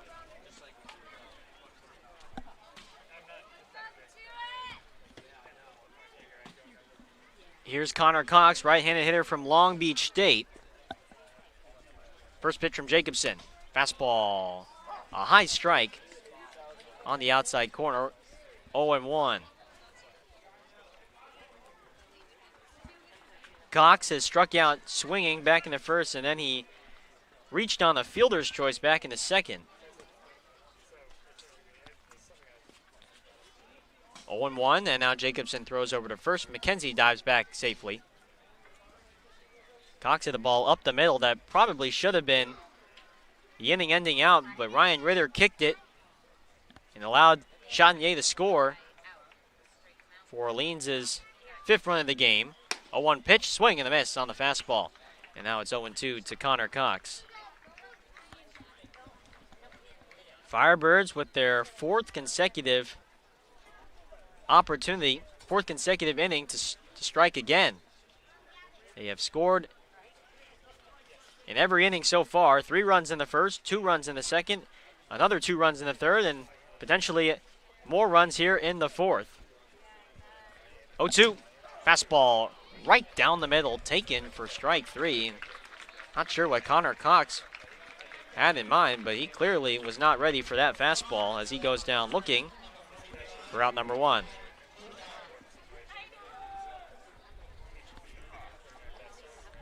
So here comes Matt Goodhart now, left-handed hitting first baseman from the University of Arkansas. Chance to drive in Chanier from third. First pitch. McKenzie runs, pitches high. Here comes the throw to second, not in time. Chanier coming home. Here's the throw, and not in time. Chanier with a head-first slide underneath the tag of Ben Rice. The Orleans Firebirds doing some work on the base paths. Tack on another run for Orleans. It is 8-1 Firebirds now here in the top of the fourth. Double steal action by Orleans, and Gareth, everything is going the Firebirds' way today. They're playing some heads-up baseball and having fun. Chanier, already his 3rd run scored tonight. He's been a spark plug on offense, exactly what this team needs. With the departure of Jordan Sprinkle and Jace Young to Team USA. McKenzie at second, 1-0 to Matt Goodhart. Here's the pitch. Breaking ball in the dirt, gets away from Rice. McKenzie headed for third, head first slide. The throw is too late. Jared McKenzie on the wild pitch from Will Jacobson, and boy, Cotuit has just really been hurting themselves with the defensive miscues. Give credit to the Orleans hitters as well, but certainly these miscues have aided Orleans tonight, and we're not even through the fourth. Cotuit, you cannot be satisfied, I'm sure, with the performance of the pitching and defense. 3-0 pitch to Goodhart. He's going to take ball 4. 92-mile-an-hour fastball, not close.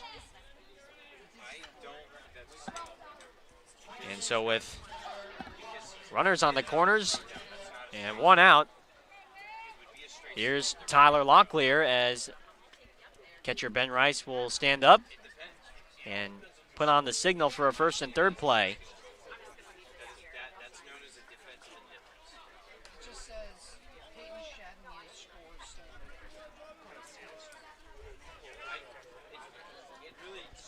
So here is Locklear now, who sent one to the trees out in left field, a 2-run home run in the first that went a whopping 413 feet. Jacobson now turns and throws to first, not in time to get Goodhart, who's back to the bag with a head first slide. His 2nd home run of the summer. RBIs number 8 and 9 in 2021. First pitch, fastball right down the middle. At 93 miles an hour, it's 0-1.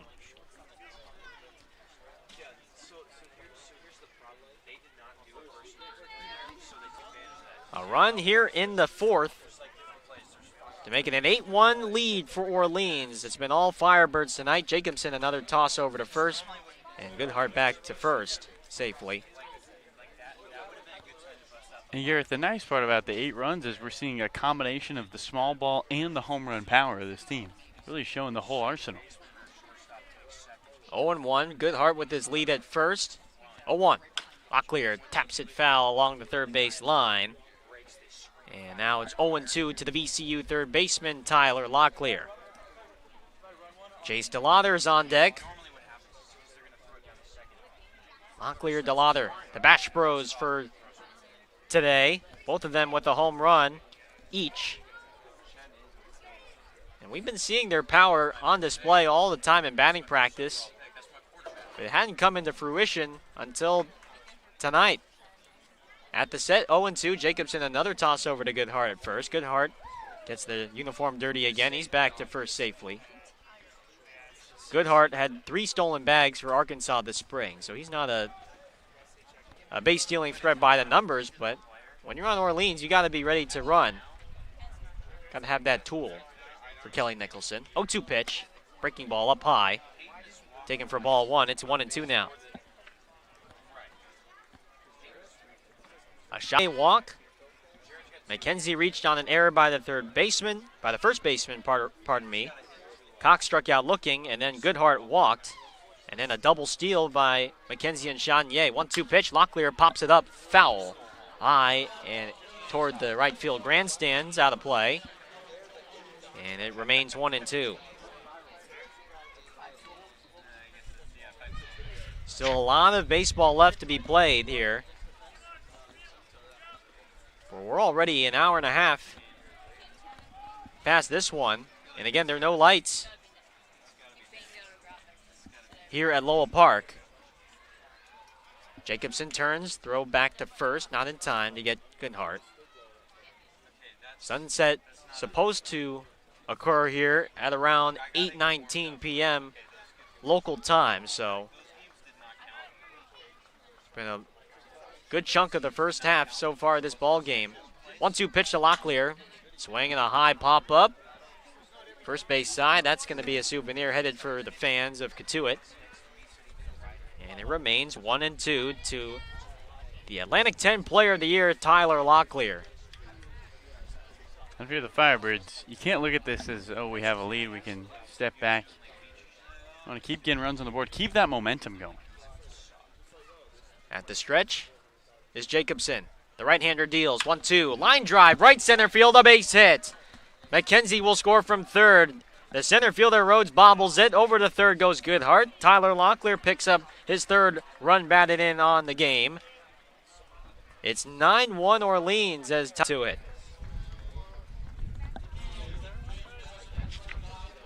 Everyone is having a ball game today. I mean, it is a complete slaughtering of this Cotuit pitching staff up and down the lineup. Everyone's contributing. Everybody, with the exception of Blackwell, has reached base today. As here is DeLauter now. First pitch. Jace takes one outside. Ball gets out of the mitt of Rice, and Locklear will go over to second on a pass ball. Man, it's been really sloppy defense from Cotuit tonight. Ben Rice already unable to field the pitch in the dirt, and then that one just went right out of his glove. 0-1 pitch to DeLauter. Line drive into right field past the first baseman Martorella for a base hit. Coming in to score is Goodhart. Locklear will stay at third base as the throw comes back in. And the onslaught continues for the Firebirds as Chase DeLauter picks up his second run, his second RBI of the ball game with an RBI single to right. It's 10-1 Orleans over Cotuit. The third run of the inning. And this has been by far the best offensive output from Orleans so far this summer. Marcano, right-handed hitter from NJIT, takes one up high for ball one. I'm going to have to start going to the thesaurus for ways to describe this offense. I'm running out of how to say they're absolutely dominating the game. Jacobson, the right-hander from Harvard. At the bump, 1-0 pitch. Throws a fastball at the knees, a called strike. 1-1 to Julio Marcano. Marcano reached on an error back in the second inning by the shortstop and then hit a double to left back in the third. 1-1 pitch is popped up along the first base side. It's going to go out of play. And so the count 1-2 to Julio Marcano from the New Jersey Institute of Technology. The Firebirds lose two of their best players in the lineup, Jordan Sprinkle and Jace Young, and you start to get worried. 1-2. Marcano pops it up. First base side. Martorella will give chase. He's near the dugout. And our view is obscured here. First base dugout blocking it, but he did not make the catch. It was dropped by Martorella. You can see most of the field other than basically the right field corner. Pretty much right where he was. The Orleans dugout is blocking the right field corner there, so it's a little bit tricky to see, but Marcano gets another chance. It's 1-2 here. Jacobson needing a ground ball. 1-2. Marcano instead flies one out to right field. Not hit deep. Town coming in. He'll make the catch. Locklear will tag from third. Here comes the throw from Rivertown. Locklear head first slide. He's safe as the ball skips away from Ben Rice. And the throw is backed up by the pitcher, Jacobson. RBI sac fly for Julio Marcano as Locklear gets underneath the tag. 11-1 Firebirds here in the top of the fourth with 2 down and the runner on first. Guys in camo can do no wrong. I mean, that ball's a shallow shot to right, and it looks like everybody's going to have to stay where they are. Instead, Tyler Locklear comes home to score. 4th run of the inning for Orleans. They have scored in every inning so far in this one as Jacobson fires over to first too late to get Chase DeLauter on the pickoff attempt. Benjamin Blackwell digs in now. First pitch, fastball at the knees at 96 miles an hour, 0-1. Garrett, if you would have told me this team had a 0-0 tie 3 days ago, I wouldn't have believed you. It's been an offense that has been certainly up and down so far this summer, most of them downs. A 1 pitch, good breaking ball that locks up Blackwell on the outer half, called strike 2. It's 0-2 to Benjamin Blackwell. A scoreless tie against YD back on Sunday. Only 2 runs against Harwich on Monday, and then just the grand slam from Jace Young yesterday as Blackwell 0-2 pitch taken up high for ball 1, 1-2. I mean, you have the grand slam by Jace Young back in that 3rd inning yesterday against Wareham. But after that, they only had 1 hit the rest of the way. Tonight has been a complete opposite. 1-2. Blackwell, fly ball down the right field line, headed for the trees down the right field line, out of play. Oh, looks like a nice fan. Nice play made out there by a Cotuit fan as he or she receives a nice round of applause. Remains 1-2 to the University of Dayton outfielder Benjamin Blackwell with Justin Mickness, the catcher, on deck. 11-1 Orleans. 1-2. Blackwell, line drive, right field, another hit. DeLauter will put on the brakes at second. No, the ball gets away from the right fielder, Town, and rolls near the track. DeLauter rounding third. He's going to try and score. The throw is cut off as Blackwell is standing into third. The Cotuit defense, what is going on tonight? Another error after the base hit from Benjamin Blackwell, the 4th of the ball game, and it results in Orleans' 12th run of the night. It's 12-1 Firebirds. Have you seen, Carlo, a defense just this bad today? We knew coming into this one they struggled. Bottom 2 in terms of errors committed. But it's not like these have been hard plays to make. I mean, that's a routine fly ball into right. Justin Mickness, left-hand hitter from Kent State, takes a fastball inside, ball 1. Again, yeah, these aren't necessarily hard, tricky plays. Round balls right at your feet, kicked around, bobbled. 1-0 pitch, Mickness, fastball, outside corner, a called strike. 1-1 now. And that one just simply went right underneath the glove of Rivertown, the right fielder, and rolled a good 10, 15 feet past him near the track out in right field.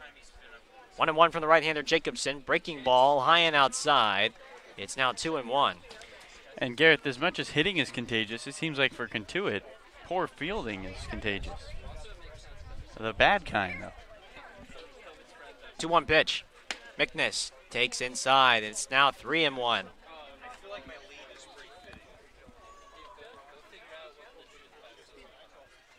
So DeLauter scores on the E9, and Blackwell's at third on the E9 as well. He's 90 feet away. 3-1 pitch from Jacobson. Mickness, fastball taken on the inside corner for a called strike as Mickness tosses the bat toward the on-deck circle. He thought that was ball 4. And the count full 3-2. I'm sure home plate umpire Michael Hinojosa said, nope, I'm not giving you ball 4 on that one. McNish chokes up on the bat. 3-2 pitch. Fastball outside corner. Got him looking. And the inning is finally over for Cotuit. A nightmare top of the 4th for the Kettleers, but Orleans, a dream inning for them as they played home 5 runs. We move now to the last of the 4th. It's Orleans 12, Cotuit 1 here on the Birds Broadcast Network. We'll be right back. Your Orleans Firebirds would like to thank Franklin Sports for their sponsorship of the Cape Cod Baseball League. Franklin is yet again proud to be the official batting glove of the Cape Cod Baseball League. Throughout the summer, all 10 Cape League teams are wearing their own custom team batting gloves, courtesy of Franklin Sports. To order your favorite team's design or to create your own, visit franklinsports.com/custom.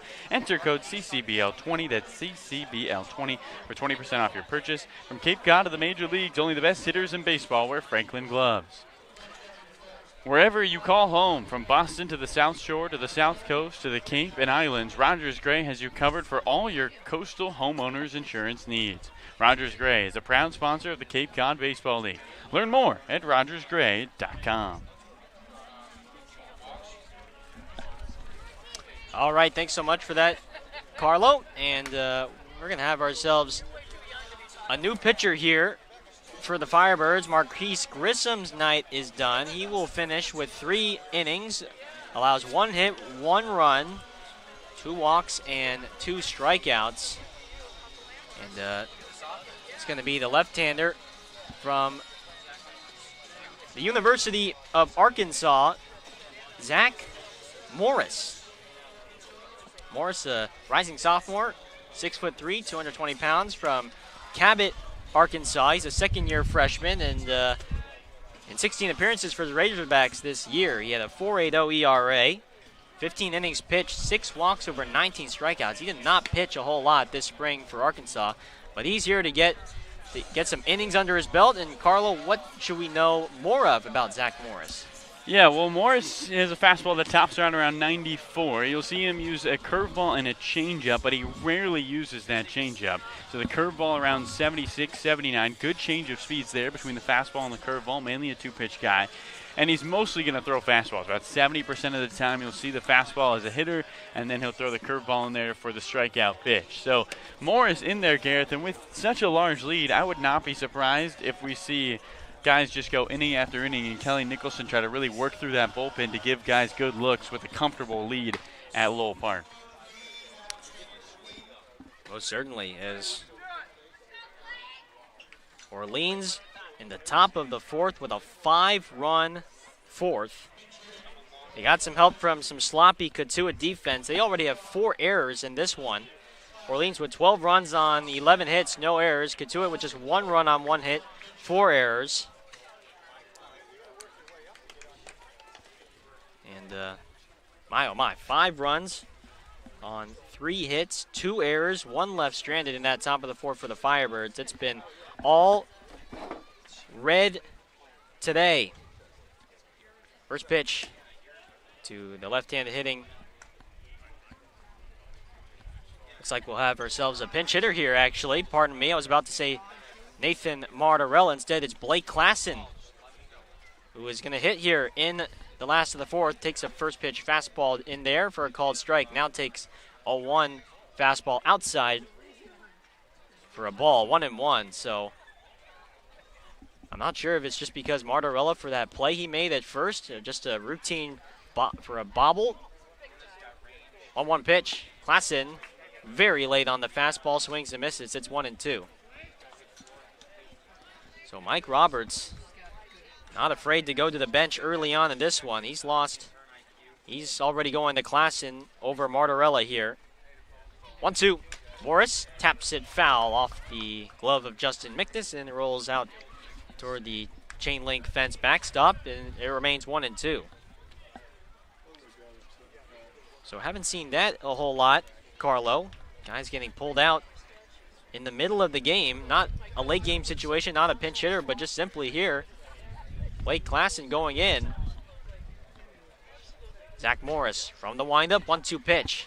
Big curveball up high. And it's 2-2 now.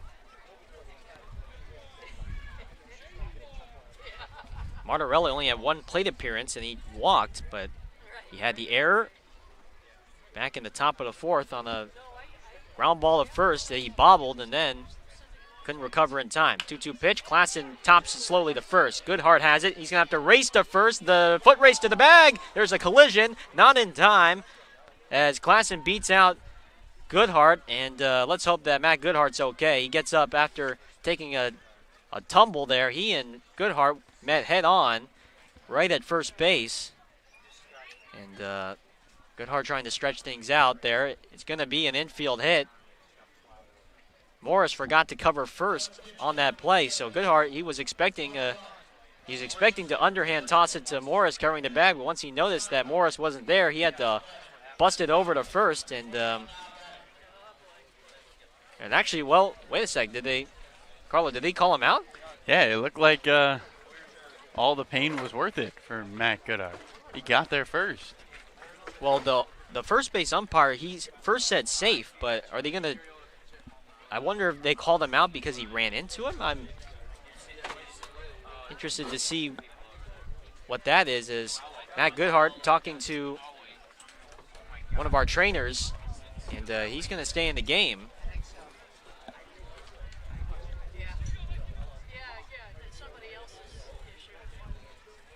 So maybe he did beat it out. I thought for a second the first base umpire ruled safe, but instead the out is recorded by Matt Goodhart, so it ends up being a nice play. My apologies there. Klassen is retired, and now Matthew Donlin, another pinch hitter here for Cotuit, right-handed hitter against the lefty Morris. First pitch is up high, gets away from the catcher Mickness. 1-0. Rice also sloppy behind the plate today. He had a pass ball, and he had also a blockable wild pitch that got past him. 1-0 pitch, swing and a miss. 92-mile-an-hour fastball, cut on and missed by Matthew Donlin for strike one. Count even at 1 now. Donlin, the rising sophomore at UConn. 1-1. Swing and a foul back to the screen, and it's now 1-2.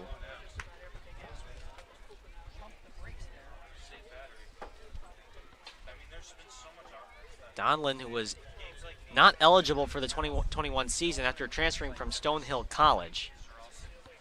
Familiar with the Cotuit organization, he played for them in 2019 briefly in the playoffs. 1-2. Fastball down low, taken for ball 2. It count even at 2 now. To Matthew Donlin, second straight pinch hitter here for Cotuit, and we're just in the bottom of the fourth.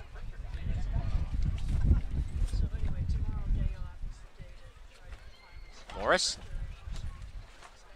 And a long pause before Donlin eventually calls time. Morris has thrown 2 2/3 scoreless innings of relief so far this summer, and this is his third appearance for Orleans this season. 2-2 pitch. Donlin swinging a high pop-up on the infield. Mickness is going to watch this one land on top of the press box, and they'll ricochet out toward the cornhole to the lawn that's about 30 feet behind us. Here in our broadcast booth, it's 2-2 once again to Matthew Donlin.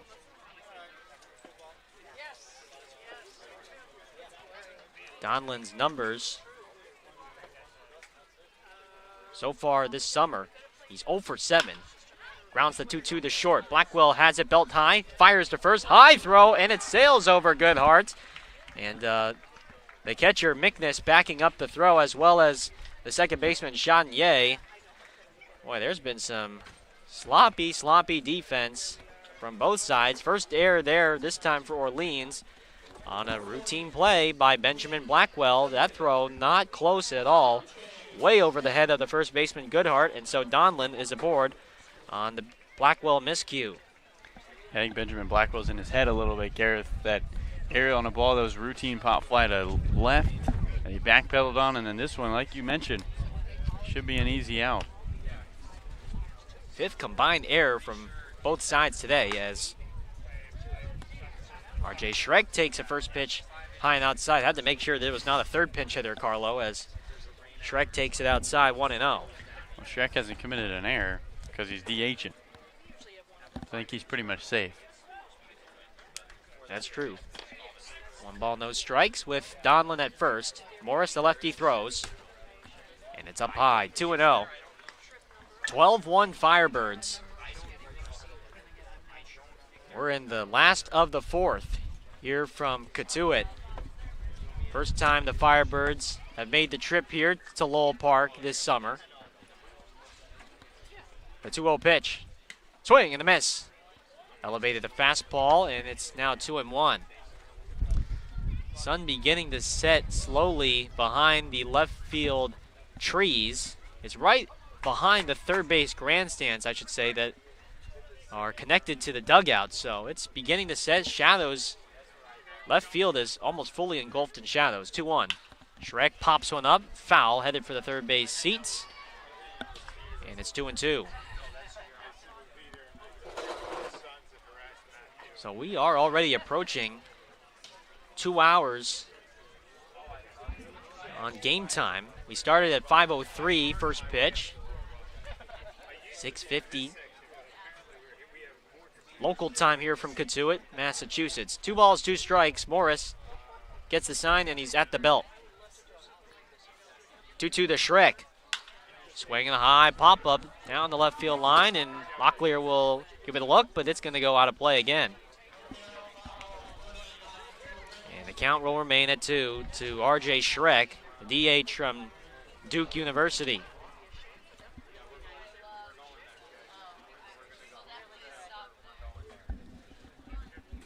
Schreck walked back in the second inning in his lone plate appearance against Marquise Grissom. Chokes up on the bat, awaits the 2-2 pitch from Morris.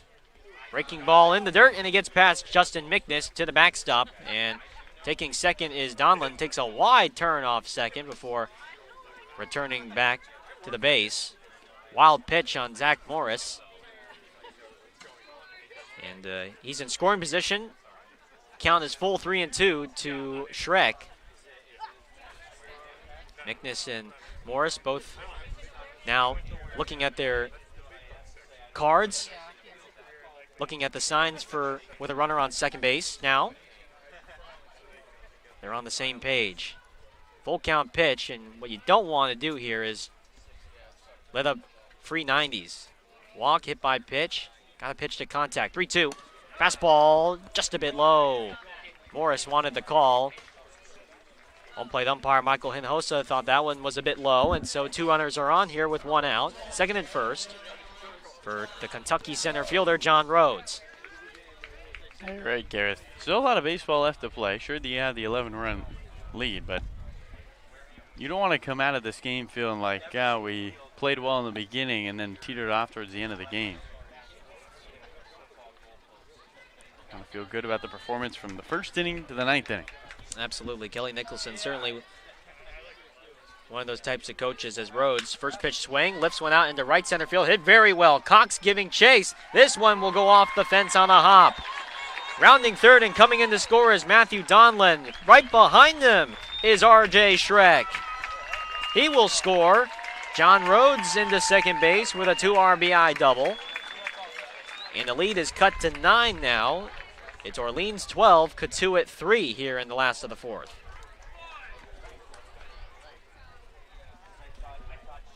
So Rhodes hunting first pitch fastball got exactly that, and he drove it into the alleyway in right center. Easily scoring was Donlin and Schreck. So for John Rhodes, he already has 3 runs batted in. He's driven in all the runs for Cotuit tonight. Drove in the first run of the game back in the second off a fielder's choice. He's standing at second, and now here's the shortstop Ryan Ritter, who takes a first pitch fastball on the inside corner for a called strike. 0-1. Ritter is lined out to third in his lone at bat. Got robbed of a hit back in the second, and he's made 2 errors in the field as well. Not his day today. 0-1 pitch. Swing and a miss. He's tied up on the fastball from Morris, and it's now 0-2.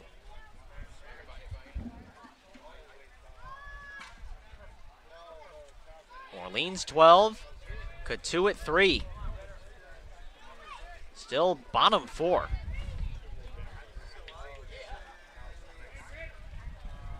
The ball's 2 strikes. Morris gets the sign, deals.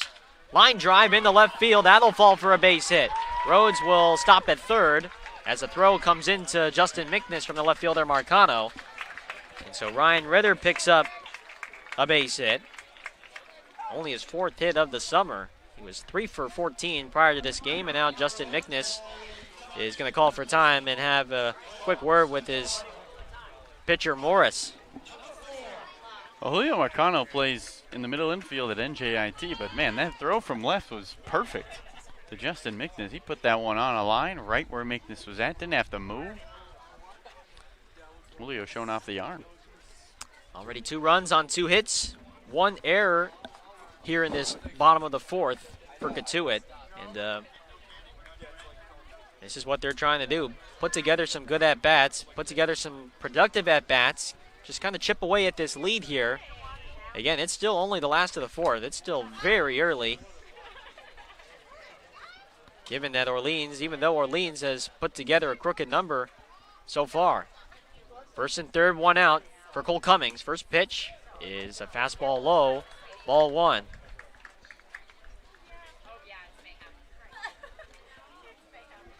John Rhodes at 3rd, Ryan Ritter at 1st. A couple of Kentucky teammates on the base paths here for the UC Santa Barbara second baseman Cummings. Left-handed hitter, 1-0 pitch. Fastball outside, 2-0. The bullpen that struggled yesterday against Wareham, and now here comes pitching coach Matt Troop, and he'll jog out. And now he's going to talk to Zach Morris. Bullpen yesterday, an uncharacteristic performance, with the exception of Michael Polk and Nick Wallerstedt. Connor Thurman and Jeff Pramel had a couple of rough outings. Thurman giving up 6 earned runs in an inning and 2/3. Pramel giving up 3 earned runs in 2 innings. And so they're hoping that this bullpen here can limit this damage and provide some stable relief. Last thing you want is to get Cotuit thinking that they can get back into this game. 2 balls, no strikes, 1 out. Runners on 1st and 3rd. Cummings on the 2-0 takes one outside. It's 3-0. On deck for Cotuit is Brooks Baldwin. Switch hitting left fielder. He's next. 3-0 pitch from Morris. Fastball right down the middle, taken for strike 1. It's 3-1 now. Let's test this middle infield of Chatinier and Blackwell. See if Morris can get himself a ground ball and get out of this inning. Morris trying to pitch for that double play ball. 3-1, runner goes, and it's outside, ball 4. So Zach Morris with his 2nd walk of the inning. And the bases are going to be loaded here for Brooks Baldwin with 1 out, and here comes manager Kelly Nicholson.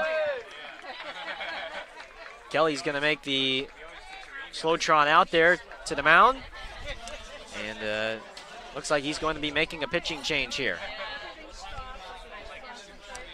He takes the ball from Zach Morris. Morris giving the sheet of signs over to Justin Mickness, and he will walk off the mound, and back to the dugout. We'll have ourselves a pitching change. Orleans 12, Cotuit 3. However, the Kettleers with the bases loaded and 1 down here in the bottom of the 4th. We'll have ourselves a new pitcher when we come back.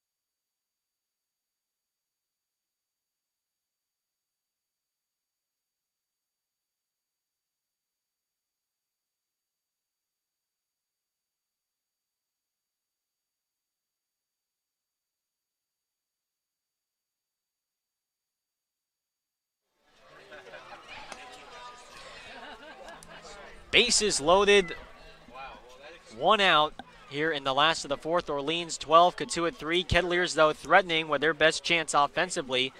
And Orleans will bring out a new pitcher now. It's the right-hander from Tulane University, the rising senior, Donovan Benoit. Benoit making his second appearance of the summer. Carlo, what do we know about Mr. Benoit? Yeah, Benoit's had a 5.64 ERA out of Tulane, played for the Green Waves, as they call them. Struck out 67, walked 35, so he was good with command. Only gave up 5 home runs in 59 innings, so did not miss that bad on a lot of pitches. Opponents hit around a 183 against him. From Benoit, you're going to see a fastball that tops right around 95, second fastest on the team, behind Orion Kirkering. He's going to use a slider that's about 81, 84, and then you'll see the changeup. Likes to work the zone away to both lefties and righties. To lefties, you're going to see more of the fastball, and then to right-handed hitters, you're going to see more of that slider away. So likes to attack the outside, whether it's painting the outside with the fastball or using the breaking ball on the slider outside to righties. Benoit was terrific in his last outing, Garrett, so let's see if he can continue that today. He threw 5 innings, gave up 5 runs, 5 hits, but he struck out 7, although be it the 5 runs, 3 of them came on a solo 3-run home run by Brooks Lee to the 352 marker at YD in center field. And in basically any other ballpark, that's a fly out. But the short dimensions hurt Benoit in his start against YD back on Saturday, but he's coming on in, and he's going to try and get a strikeout here or a double play ball. Bases loaded with 1 out. And here is the switch hitting Brooks Baldwin, hitting left-handed against the righty Benoit. Baldwin, the rising junior from UNC Wilmington, stands in. First pitch from Benoit is a breaking ball on the outside corner, called a strike. 0-1. To Baldwin, who is 0 for 2 in 2 at-bats today. He lined out to first in the first, and then he flied out to right in the third. Trying to chip away at this 9-run deficit here for Cotuit. It's Orleans 12, Cotuit 3. 0-1. Swing and a foul tip into the glove of Justin McNiss. It's quickly 0-2. We were really impressed with how Benoit pitched back on Saturday. Again, the 5 earned runs I don't think reflects at all how well he pitched. 7 strikeouts. He was, for the most part, getting these YD hitters off balance, and now here he is trying to do the same against Cotuit. 0-2. Baldwin takes outside with the fastball, 94 miles an hour. 1 ball, 2 strikes. And now the shadows beginning to engulf half the infield here at Lowell Park. Sun almost set beneath the trees on the third base line. 1-2. Swing and a miss. How about a 95-mile-an-hour fastball right past Brooks Baldwin? Benoit in a strikeout situation gets a strikeout, and there's 2 gone here in the bottom of the 4th. Well, on a staff that's bottom in the Cape Cod Baseball League in terms of striking out hitters, Benoit's a strikeout guy with that fast 95-mile-an-hour fastball. And he changes things up. Usually Orleans hitters play for ground balls, play for fly balls. He's looking to strike you out. Luke Gold, big-time hitter from Boston College, stands in. He's 0 for 2, though, today. First pitch from Benoit. Breaking ball, a high strike right at the belt there. Gold doesn't agree. It's 0-1.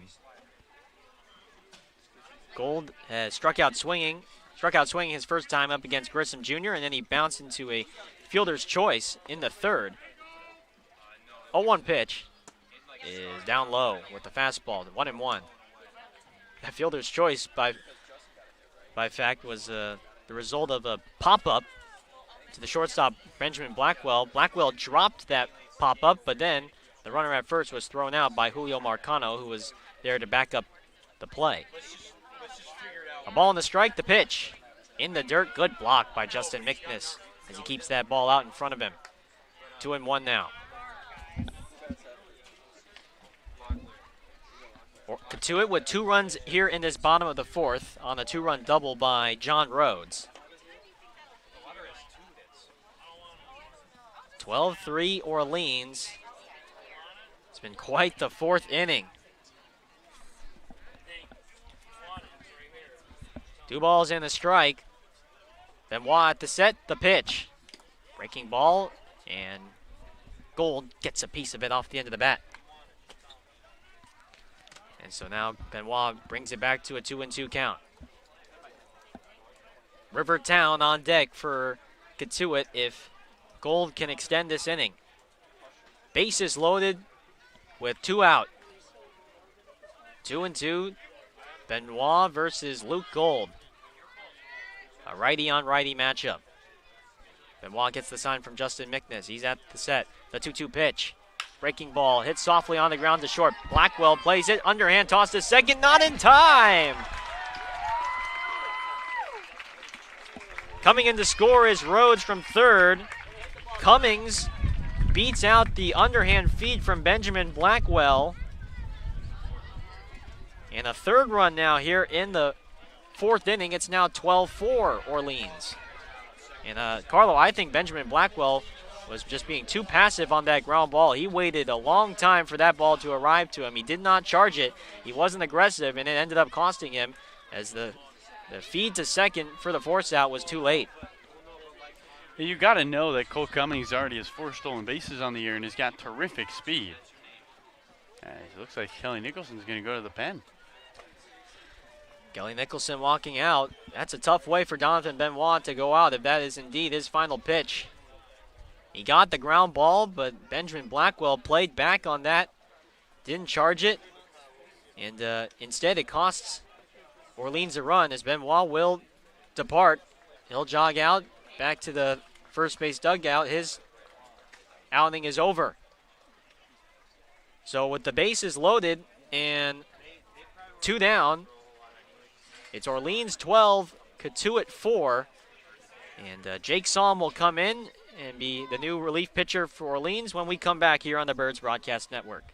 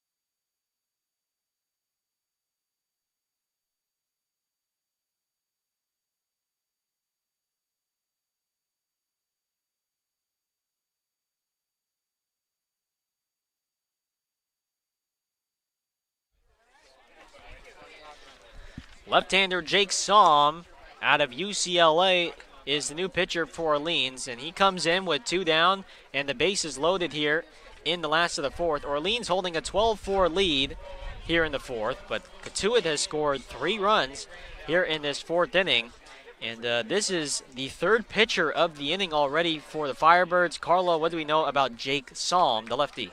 Yeah, Jake Salm making his 3rd appearance of the year, coming off his best one of the season. Went 3 in the 3rd, gave up 2 hits, no runs in that 0-0 tie against YD. For Salm, you're going to see a fastball that is high 80s. He'll use a slider and a changeup, and likes to use the slider a little more to left-handed hitters. So here against the lefty Rivertown, look for him to use that slider a little more. Lefty on lefty matchup here against Rivertown out of Dallas Baptist University. Just got activated a day or 2 ago from onto the roster. So I'm trying to get Orleans out of what's been a really long inning. First pitch. Town swings and pops one up. 3rd base side, foul ground. Locklear getting chased now, has to come back on it as the wind blows it back, and he can't make the catch. He overslid as well, and Tyler Locklear, I think, wasn't necessarily the win. I think he just overran that pop-up, and he can't make the catch. It falls out of his mitt. It's strike 1 to Rivertown. He's had some nice defensive plays today. Just got a little too excited on that one. It is not a day for defense, Gareth. It was going to be a tough play. He had to go a long way out from third. 0-1 to Town, the pitch. Tapped, foul toward the Orleans on-deck circle by the first base side. 0-2 to Rivertown, who is 0 for 2 with a couple of flyouts. Ryan Ritter, he's standing at third. Cole Cummings at second. Luke Gold at first. Cotuit with 3 here in the last of the fourth, trying to tack on more. Psalm gets a sign from Mickness. Here's the 0-2 pitch. Breaking ball, check swing. Did he go around on the appeal? No. Says third base umpire Bryant Lanieri. 1-2 to Town. Here, the sun now is behind the trees down the left field line. It has gotten a lot darker here at Lowell Park just in the last 10 minutes. 1-2 pitch. Town fights it off, foul. Off his hands as it rolls along the third base side. He stays alive, 1-2. Town, who had a very solid year for DBU. This spring, he hit .326 with 10 home runs and 51 runs batted in. Part of that Dallas Baptist team that made it to the Columbia Super Regional before eventually being defeated by the University of Virginia. 1 ball, 2 strikes. The pitch. Swinging a foul off to the left, headed for the third base grandstands. 1-2.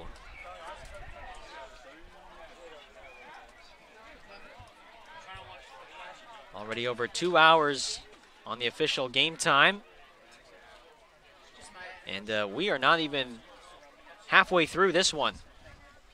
And there are no lights here at Lowell Park, so we'll see if we can get through all 9. 1-2. In the dirt, blocked by Mickness, very outside. 2 balls, 2 strikes. Jake Salm,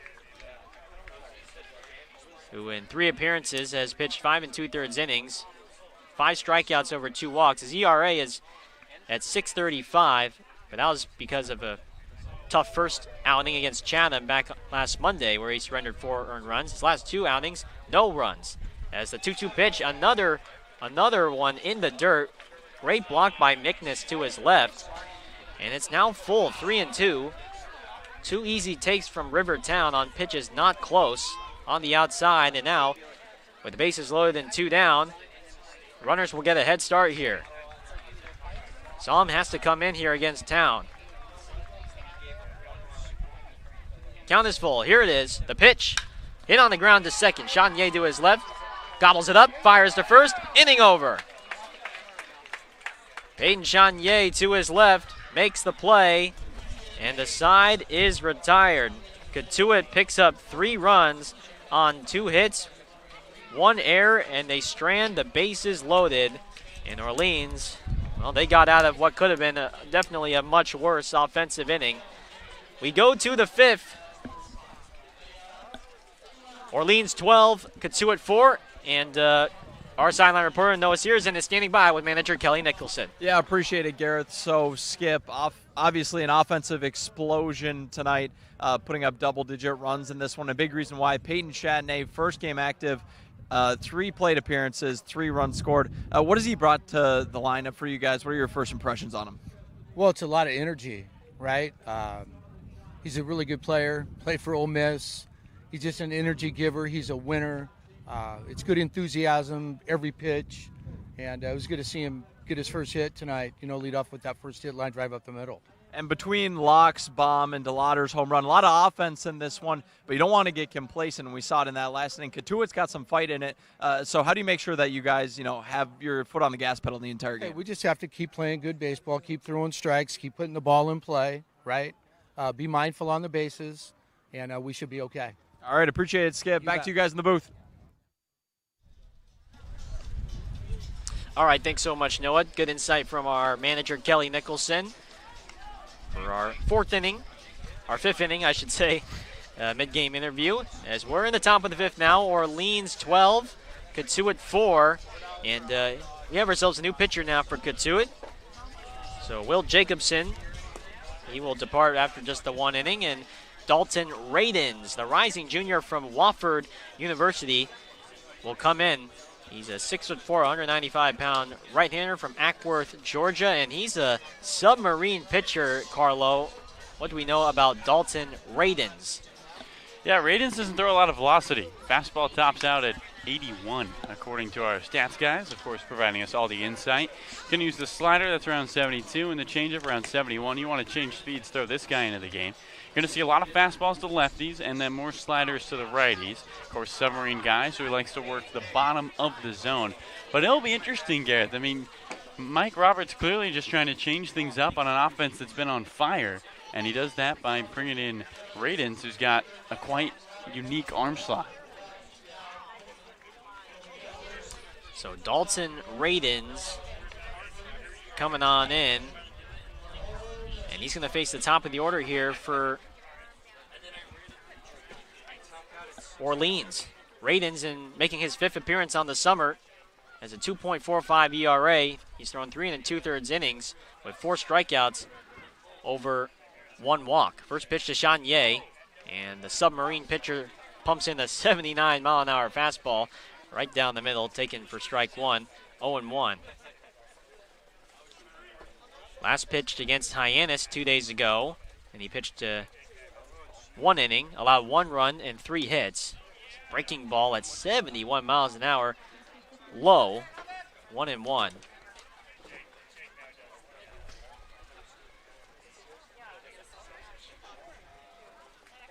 One ball, 1 strike. Chanier awaits the 1-1, and a breaking ball check swing foul rolled along third base line, out of play.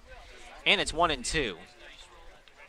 Radens, his motion and his delivery awfully similar to one of the best submarine pitchers right now in baseball, Carlo, from the San Francisco Giants, Tyler Rogers.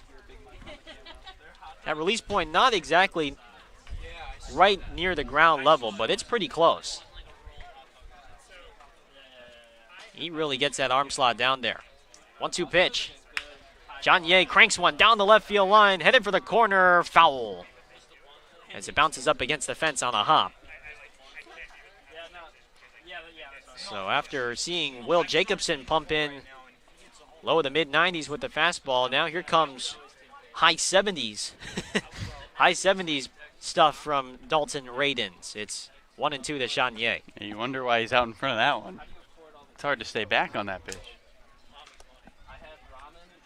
Certainly a very unique change of speed. 1-2 pitch from the right-hander. On the ground sharply to the left side, fielded by Gold on the dive. Throw the first in time. Or pardon me, that's Cummings.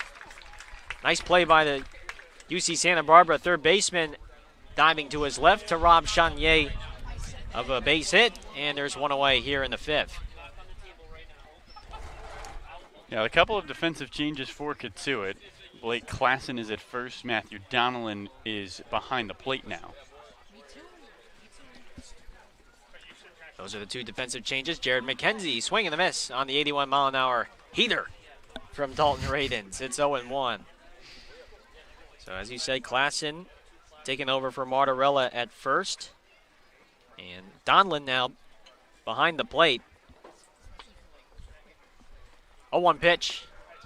A 69-mile-an-hour frisbee that catches the outside corner for a called strike 2. It's 0-2 to Jared McKenzie, who's 2 for 3 today with 2 runs batted in. He's had himself a nice day at the plate. 0-2. Way out in front, pops it up, third base side, and it's going to go into the seats for a foul ball. Radens, who completed his first full season with Wofford. Prior to Wofford, he spent a year at Georgia Highlands College. In 24 appearances this spring, he had 7 saves. 0-2 pitch, McKenzie popped up down the left field line. Baldwin will follow, and it's going to drop foul out in front of him. And so we'll do it again, 0-2. Wind continuing to blow out toward left center. Gussing out toward the outfield. Certainly helping the hitters today. A couple of home runs from Orleans hitters today. One from Tyler Locklear, one from Chase DeLauter. 0-2 pitch, way outside with the fastball. It's 1-2. McKenzie having himself a really nice night. I'd love for him to get on a board one more time. 1-2. Poked foul. Just an emergency swing there from McKenzie. He fouls it straight back, and it remains 1-2. 68 miles an hour. So you're seeing the fastball from Radins around 81, 82, and then he's thrown breaking balls as slow as 67, 68. The 1-2 pitch. Line drive, left center field, over the leap of the shortstop Ritter. Into left center field, Jared McKenzie picks up his 3rd hit of the ball game, and he's standing at first with a 1-out single.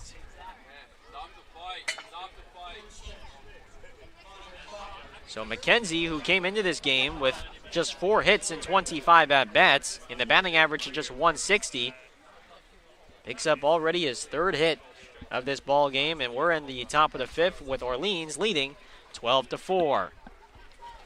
As Connor Cox, right-handed hitter from Long Beach State, stands in now against Radins. Radins now, quick throw over to first. McKenzie back to first with a head-first slide.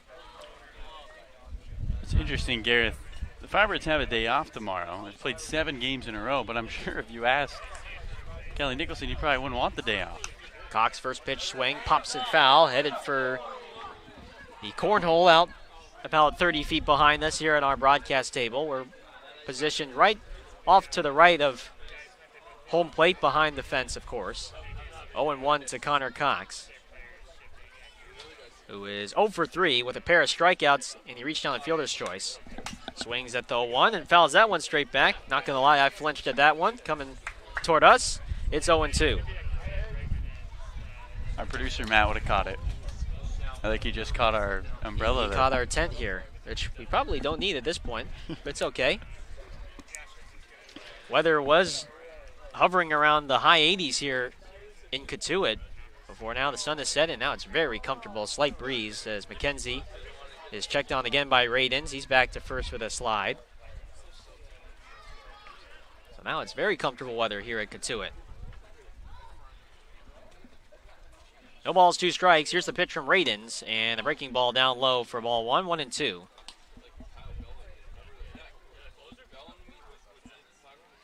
.79 degrees, the temperature right about now. 1-2 pitch. Cox socks one up the middle for a base hit on the line. His first hit of the ball game as McKenzie advances to second. And once again, the offense for the 5th straight inning continuing to threaten for the Firebirds. And now everyone's got a hit.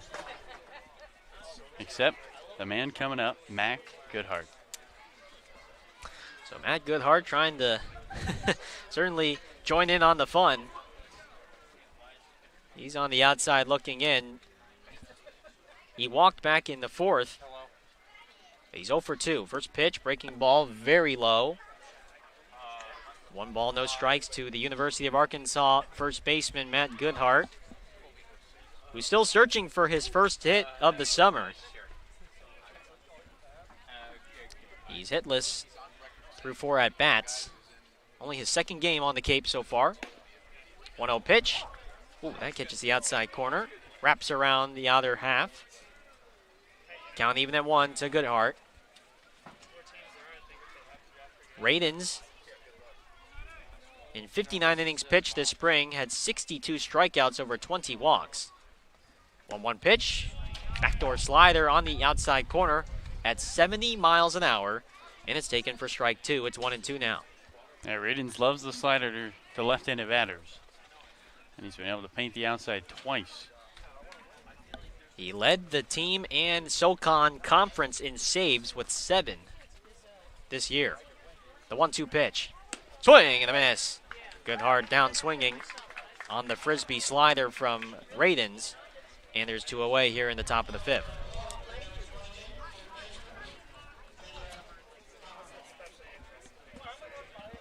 First strikeout for Radins tonight. And here's Locklear now with 2 down and runners on 2nd and 1st.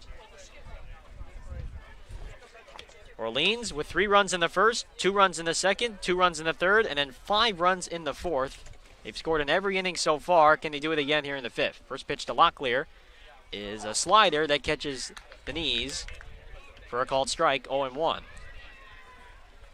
Locklear, who had a booming 2-run home run over the left field fence, over the bullpen off of Harrison Cohen back in the first, and he had an RBI single back in the fourth. 1-0 pitch is tapped foul. Pardon me, the 0-1 pitch, tapped foul, now 0-2 to Locklear. With Chase DeLauter on deck. Sun is now completely behind the trees by the third base grandstands, and so might only have a little less than an hour of daylight, but we're still in the top of the fifth inning here at Lowell Park. Home plate umpire Michael Hinojosa now says play ball. Ravens gets the sign. It's no balls, 2 strikes to Locklear. Here's the pitch. Swing and a miss. Locklear goes down swinging on a 69-mile-an-hour breaking ball, and for the first time this game, Orleans doesn't score in an inning. No runs on 2 hits. No errors, 2 are left stranded. We go down to the last of the fifth here from Lowell Park. It's Orleans 12, Cotuit 4 when we come back here on the Birds Broadcast Network. Let's catch up on what's going on around the Cape Cod Baseball League. We start in Brewster, who Orleans will see next at home on Friday. Chatham trailing the Whitecaps 2-1. At YD at Short Porch Red Wilson Field, they're at the top of the 8th. They started at the same time as us, by the way. They're at the top of the 8th. It's Wareham 3, YD 2. Bottom of the 5th at Bourne, no score between the Mariners of Harwich and the Bourne Braves. And then at Falmouth at Arnie Alman Field, Hyannis on top of Falmouth 5-1. Well, that's telling something when we're one of the first games to start today, and we are behind all the other games in this one. Everybody already in their bottom of the 5th or in the top of the 7th, top of the 8th to say the least. We're still in the last of the 5th, and if I were to guess, Carlo, there is a pretty strong possibility this game might get called to darkness before we complete 9. Yeah, I would think so too. It looked like home plate umpire Michael Hinojosa and Mark Delaney, the first base umpire, had a brief chat about it. The sun is now set. We're completely in the shade. And because Lowell Park has trees all around it, it's going to be a little darker than everywhere else. So while sunset will set at 8:19, I think we'll probably be called before then. Right now it's 7:28. 45 minutes at the most left in this ball game. Well, I think the hope maybe for both sides is if they can get through 7. But again, we might not have too much daylight left, and both umpires now conversing with manager Kelly Nicholson. I'm sure they're probably explaining the situation to Skip about what's going on. And it has been a high-scoring game for both sides.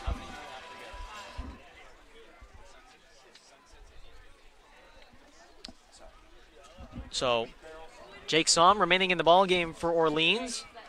He came on in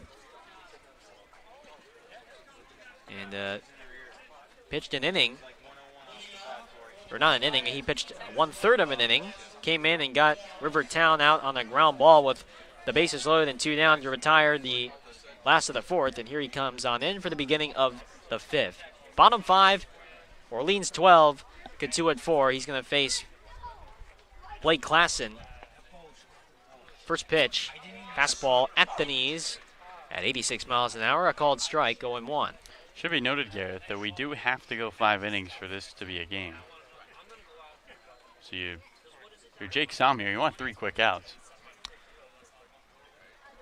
0-1 pitch.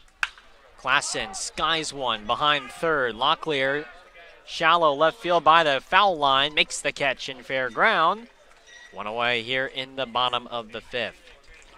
So for Orleans, what's crazy is here at Lowell Park, you could put up, if we put up 20 runs, we're in the 3rd, it goes a no contest. Well, Jake Somm trying to get through this 5th inning quickly, and I got to say, daylight is running low here at Lowell Park. It's getting darker and darker by the minute, only just a hint of sunlight and daylight left. Here's the catcher, Donlin, who takes a first pitch strike as it pops out of the glove of Justin Mickness. No harm, no foul. It's 0-1 to Donlin, the UConn catcher, who pinch hit back in the 4th inning and reached on an error by the shortstop Blackwell. Lefty on righty matchup, 0-1. Fastball outside corner taken for a called strike 2, and it's 0-2.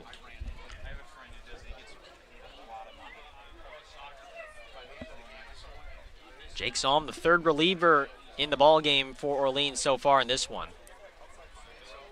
Ahead 0-2 against Donlin. The pitch. Swinging a foul straight back off the bat of Donlin, and it's 0-2 again. Firebirds will have an off day tomorrow, much needed off day after 7 straight games. Before then, we will host Brewster on Friday, 7 p.m. first pitch. 0-2. Donlin on the ground to second. Chanier gets it on the short hop. Fields throws to first. Route number 2. Nice play by the second baseman from Ole Miss. Boy, is he impressed today. Yeah, that ground ball took a quick hop on him, too, at the last second, and he had to adjust. As looks like we will have another pinch hitter here for Cotuit.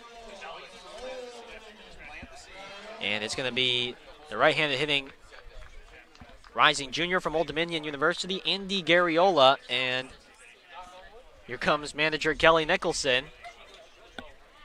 And we'll see if this is going to be a pitching change. Perhaps he wants the righty-on-righty matchup here.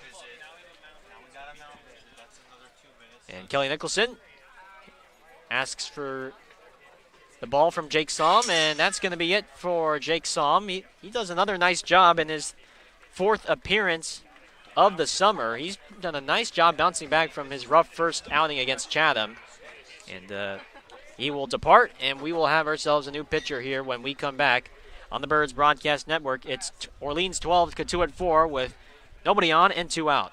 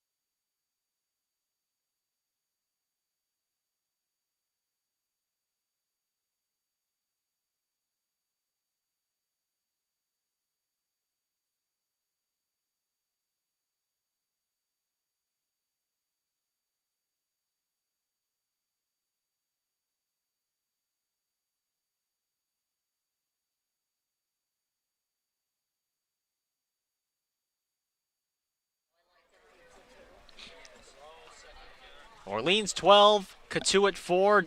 Daylight running low here at Lowell Park. And Orleans will make another pitching change. The 4th pitcher out of the bullpen to come on since starter Marquise Grissom. And it's going to be the right-hander from the University of Tennessee, Connor Housley. The rising junior, 6'4", 200 pounds from Tyrone, Georgia. And for Connor, in 12 appearances for the Volunteers this spring, he had a 3.48 ERA in just 10 1/3 innings pitched, had 14 strikeouts over 6 walks. Did not get a whole lot of innings with Tennessee this spring, and he's making his 3rd appearance of the summer. Carlo, what do we know about Connor Housley coming on in? Yeah, Housling had a strong start to the season. Came in against Chatham about a week ago, only went 2 innings, gave up just 1 run. What you're going to see for him is a fastball around 94. He'll have a slider and a changeup. He's going to go more fastball to lefties and then use that slider to righties. So up here with the right hand hitting Garriola, look for the slider to try to get him to strike out. And this could potentially be maybe one of the last batters of the game if Housley can get him out. As Garriola from Old Dominion University takes a first pitch fastball low for ball 1 at 95 miles an hour.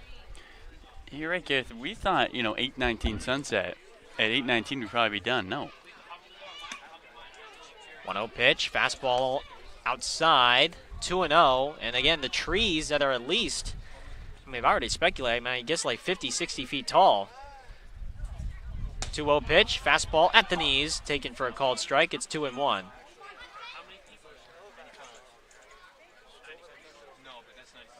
Or, pardon me, count 1-1 to Garriola.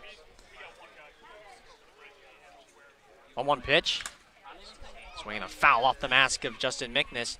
These trees that are 50, 60 feet tall are really obscuring any other further daylight and sun, and so it's pretty relatively dark, you could say. No lights here at Lowell Park, so this certainly is not going to go 9 innings, that's for sure. We'll have to see what the home plate umpire or the umpires decide how long it should go. 1-2, and a fastball blocked in the dirt by Justin Mickness. Count even at 2. Garriola, who had a great year for Old Dominion this past spring. He hit .318 with 14 home runs and 72 runs batted in. Just got activated a couple of days ago. 2-2 pitch. Breaking ball in the dirt. Is that ball 4? Yeah, the scoreboard had it wrong. So that was actually a 3-2 pitch, and instead it's a 2-out walk to Andy Garriola. And so here comes John Rhodes now. John Rhodes, who has driven in 3 of Cotuit's 4 runs today. He had an RBI fielder's choice in the second and then a 2-run double back in the fourth in his previous at-bat. Swings at the first pitch and grounds it past Tyler Locklear into shallow left field. Hot shot ground ball past Locklear, unable to get a body on it, unable to get anything on it. And so Rhodes picks up the hit. And now Ryan Ritter will stand in. Garriola at second, Rhodes at first with the Kentucky shortstop Ryan Ritter. Need an out here. Never thought in a 12-4 game I'd be nervous. Connor Housley against Ryan Ritter. Righty on righty matchup. First pitch from Housley. Fastball right at the knees. Ritter thought that was too low.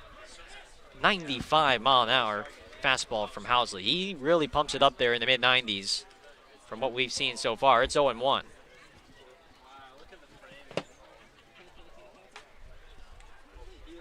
No balls and a strike. As Ritter stands in.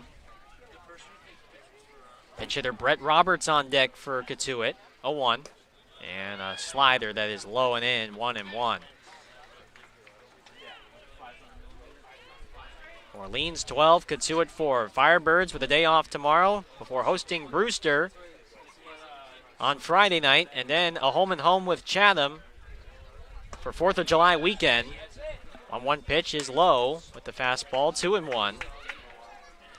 They'll be at Chatham Saturday, and then should be a fun one on 4th of July next Sunday at home, 7 p.m. first pitch. 2-1 pitch. Fastball low and outside. 3-1. Housley. Housley has to just come on in here and let his defense do the work with daylight running out. 3 balls and a strike. It's very turning into dusk here at Lowell Park, and the 3-1 pitch is outside, ball 4. Ball gets away from Justin Mickness to the backstop, and the bases are now going to be loaded with 2 down. And the pinch hitter here for Cole Cummings as Brett Roberts will dig in now.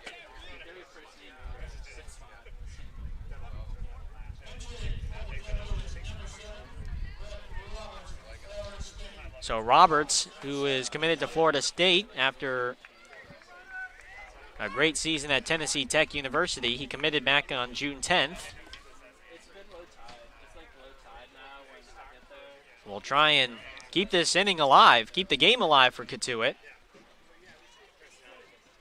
Housley now working from the windup. First pitch in the dirt with the fastball. Housley with some shaky command as he's already faced 3 hitters and has not been able to get the 3rd and final out of the 5th. This is already his 4th hitter of the inning. 1-0 pitch. Fastball, that one right down the middle, taken for a called strike, 1-1. Forces all around with the bases loaded. Firebirds just need one out. From the windup, 1-1. Swing and a miss. Fastball up high, 1-2. And I got to tell you, Carlo, I don't know how these hitters are tracking the baseball right now. It's pretty tough to see the baseball, given that it's basically dusk here at Lowell Park. 1-2 pitch. Fastball taken up high. Roberts doesn't bite. Count even now at 2. Don't talk too loud. Michael Hinojosa is going to hear you. He might. We're only about 60 feet behind him here, but he has a job to do. 2 balls, 2 strikes. Housley trying to put Roberts away. The pitch. Roberts hits it on the ground to second. Chanier to his left. Slides, fields, throws to first in time. And the side is retired. Cotuit strands 3 again for the second straight inning. That time they score no runs in the last of the 5th. And so the umpires are going to gather around. Telling sign, no one from Cotuit, besides the pitcher, has come out yet. I don't think they think this game's continuing. I think the score plays a big part in it, too. Such a large lead. It becomes more of a safety issue, and, what are you playing for at this point? Dalton Radins has come on in, and he's preparing as if there is going to be a 6th inning played. Sure, there can't be too much time left, to be honest. Now here come the position players that are slowly taking the field. I think they've all had some skepticism as of whether they were going to continue on. Chase DeLauter has a bat. He's getting warm on the on-deck circle. I'm sure he wants to hit. Got a pair of RBIs, a home run. If I'm him, I want this at bat. I'm sure he would like another chance to get to swing. Of course, the off day comes at the wrong time for Orleans after this 12-run performance. But it looks like for now we will have ourselves a 6th inning to be played. For the Firebirds, after getting through 5, it doesn't matter all that much. And now the sun is on the side of Orleans. You want to take your time here. So DeLauter facing off against Radins. DeLauter, Marcano, and Blackwell, 6, 7, and 8 hitters due up. First pitch from Radins is low and in for ball 1. 1 ball, no strikes.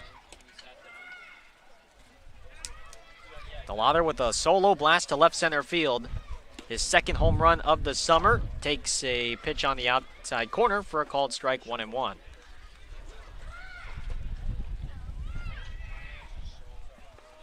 Ball 1 strike. Radins, the submarine pitcher, throws and spins a breaking ball low in the dirt. 2-1 to the left-hand hitting DeLauter from James Madison University. He already has a couple of runs batted in today. Swings at the 2-1 and lifts a high fly ball into right center field. Center fielder Rhodes positions himself underneath it, and he makes the catch for out number 1 here in the 6th. Lone defensive change for Cotuit as Roberts stays in the game, and he will play 3rd now. So DeLauter is retired on the put out to center, and now here's the right hand hitting Julio Marcano now from the New Jersey Institute of Technology. First pitch, breaking ball, outside corner, a called strike, going 1. Julio has reached on an error back in the 2nd, a double to left in the 3rd. And then a sacrifice RBI sac fly to right back in the 4th as he waves and foul tips one into the glove of Donlin for strike 2. It's 0-2 now. 0-2 pitch. Breaking ball just a bit inside. Count 1-2 to Julio Marcano with Benjamin Blackwell on deck for Orleans. And Radins is such a contrast to every other pitcher we've seen. 1-2. Marcano pops it up. This is going to go over our heads, out of play. And we'll do it again, 1-2. When you talk about when we were at Chatham, Gareth, no one was throwing slower than 95. even here on the Cotuit team. 1-2 pitch, Marcano, high fly ball, left field. Left fielder Baldwin settling underneath it, just a couple feet before the foul line at third, and he's got it for the second out of the 6th. And here comes Benjamin Blackwell for Orleans.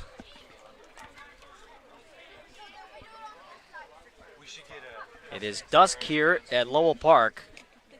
First pitch, swing and a miss from Blackwell, 0-1. Sunset. Sun continuing the set here in Cotuit. 0-1 pitch from the side armor, and another swing and a miss. Blackwell having trouble picking up the low arm slot from Raidens. It's 0-2. So again, have to figure this time is running short. 0-2 pitch. Takes down low for ball 2. 1 ball, 2 strikes.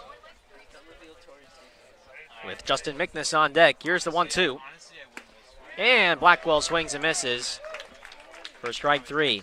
Third strikeout for Dalton Raidens, and Cotuit gets a 1-2-3 6th inning. We'll move now to the last of the 6th. It's possibly the last opportunity for Cotuit given how dark it's getting here.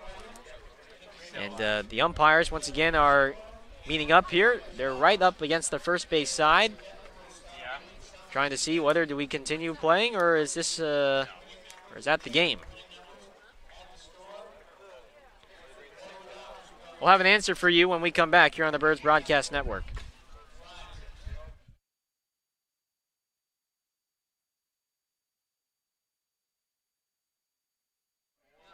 Curry College is where you go to become anything you want. Curry prepares students to engage in successful careers with learning beyond the classroom, explore undergraduate programs including new majors in sport and recreation management, graphic design, marketing, and computer science. Online at www.curry.edu. The 99 Restaurant and Pub is proud to be a sponsor of the Cape Cod Baseball League. Visit your local 99 and try their famous colossal lobster rolls. Piled high on grilled brioche and served hot, buttered, or with just the right amount of mayo and celery with fries and coleslaw. The 99, always the real deal. For sales and rentals of Caterpillar machinery, generators, and marine engines, visit MiltonCat.com, your area cat dealer.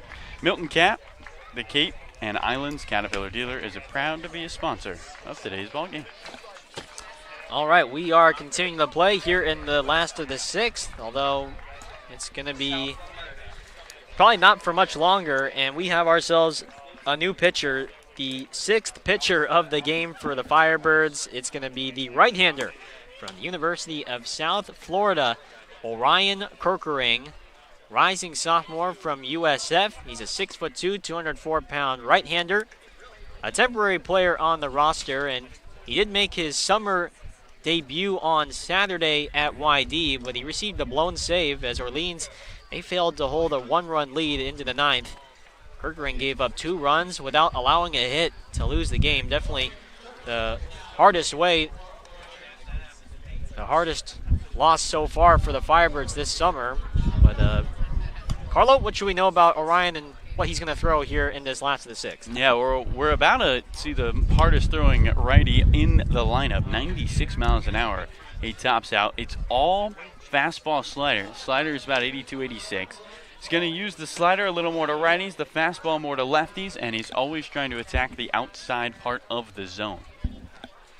Kerkering in 25 appearances for the University of South Florida. He made 1 start. He was 5-3 with a 2.88 ERA. He had 5 saves in 50 innings pitched. He had 62 strikeouts over 35 walks. Brooks Baldwin waves and misses at a first pitch fastball at 96 miles an hour. Well, it's going to be tough for these Cotuit Kettleer hitters to pick up mid-90s heat in dusk here at Lowell Park. Not an easy task. 0-1 pitch. Baldwin swings and misses. He was way late on the fastball. This is not fair. Why throw breaking balls when you can't see the ball anyway? Right? I mean, what the heck? This is like when you have like a power-up in a video game. In this case, for Orleans, it's dusk. 0-2. Baldwin swings and cracks one toward the left field line. Locklear giving chase. That is going to drop foul behind the third base fence. 0-2. And Baldwin going to walk over back to the dugout, and I think he needs a new bat after he shattered that one. I mean, I'm just being... I mean, you're right. I think that's literally what it is. It's a great way to put it. Especially when the batter's eye is the dark trees. Like you're... That's why I think it's got to be tough for these Kettleer hitters right now. Baldwin now gets a new bat, walks out, and will stand in. 0-2 against Orion Kirkering. Orleans 12, Cotuit 4. It's been all Firebirds tonight.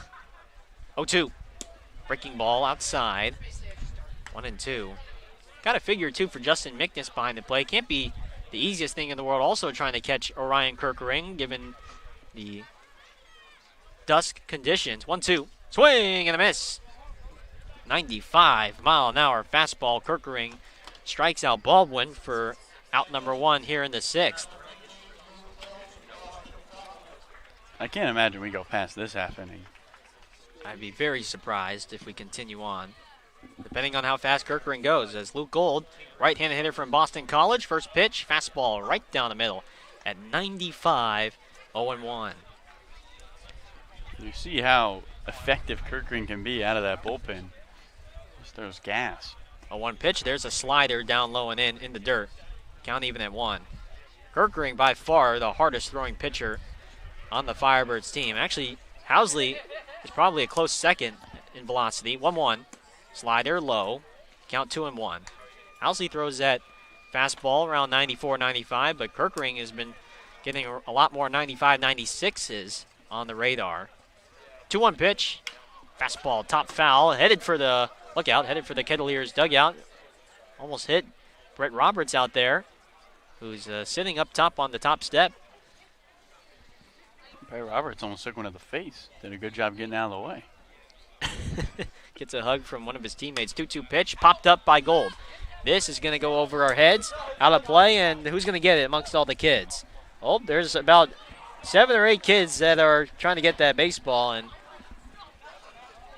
looks like one of them, a lucky winner, came up with it. It's 2-2. Barehanded that thing. Get him a uniform. 2 balls, 2 strikes. The pitch. Breaking ball in the dirt. Swung on and missed. Strike 3. Strikeout number 2 for Kirkering. And here comes Rivertown now for Cotuit. Well, Kirkering might work quickly through this inning and get 3 straight strikeouts, and I think that should be an indicator that this one should be over. Batters just cannot see the baseball. Yeah, it's becoming darker and darker. And there are no lights here at Lowell Park. First pitch to the Town is lined foul back to the screen, 0-1.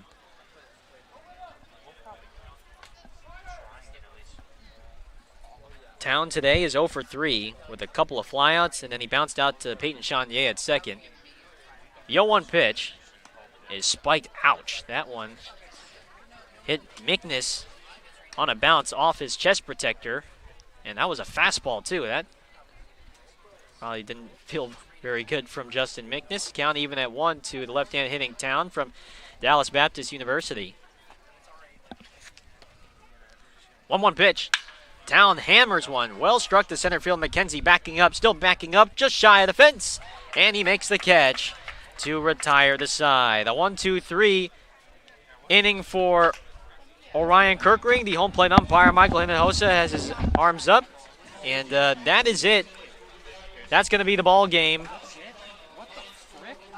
The Firebirds are going to win 12-4 in this one as Kelly Nicholson shakes hands with Mike Roberts.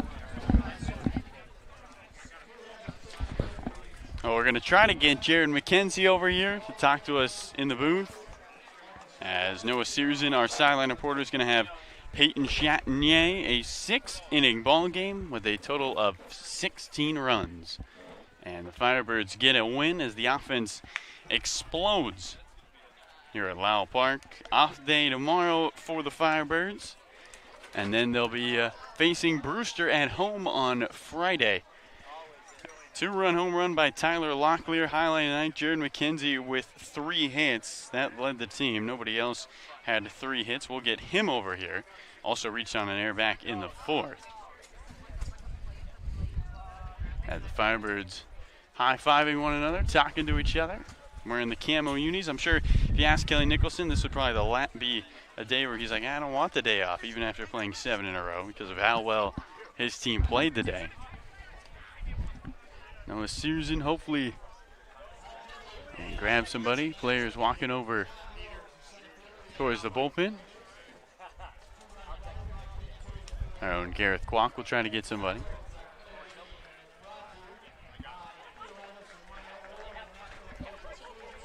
Beautiful Lowell Park and a great win for Orleans. Dominant performance. Able to defeat the Cotuit Kettleers, who they've now beaten twice this year.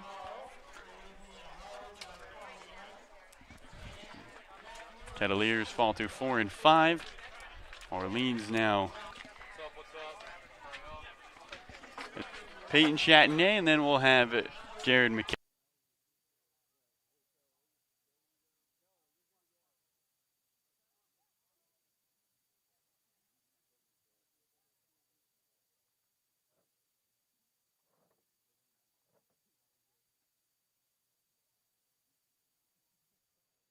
Alrighty, so I'm here sidelines with the man of the hour, Peyton Chattenay, just activated today, and boy, was it an introduction to Orleans. Scored on all 3 of your first ABs, able to get on base every time. And Orleans kind of did, especially on the offensive end, not tonight. So how did it feel to be able to come in right away and bring some energy and bring the offense?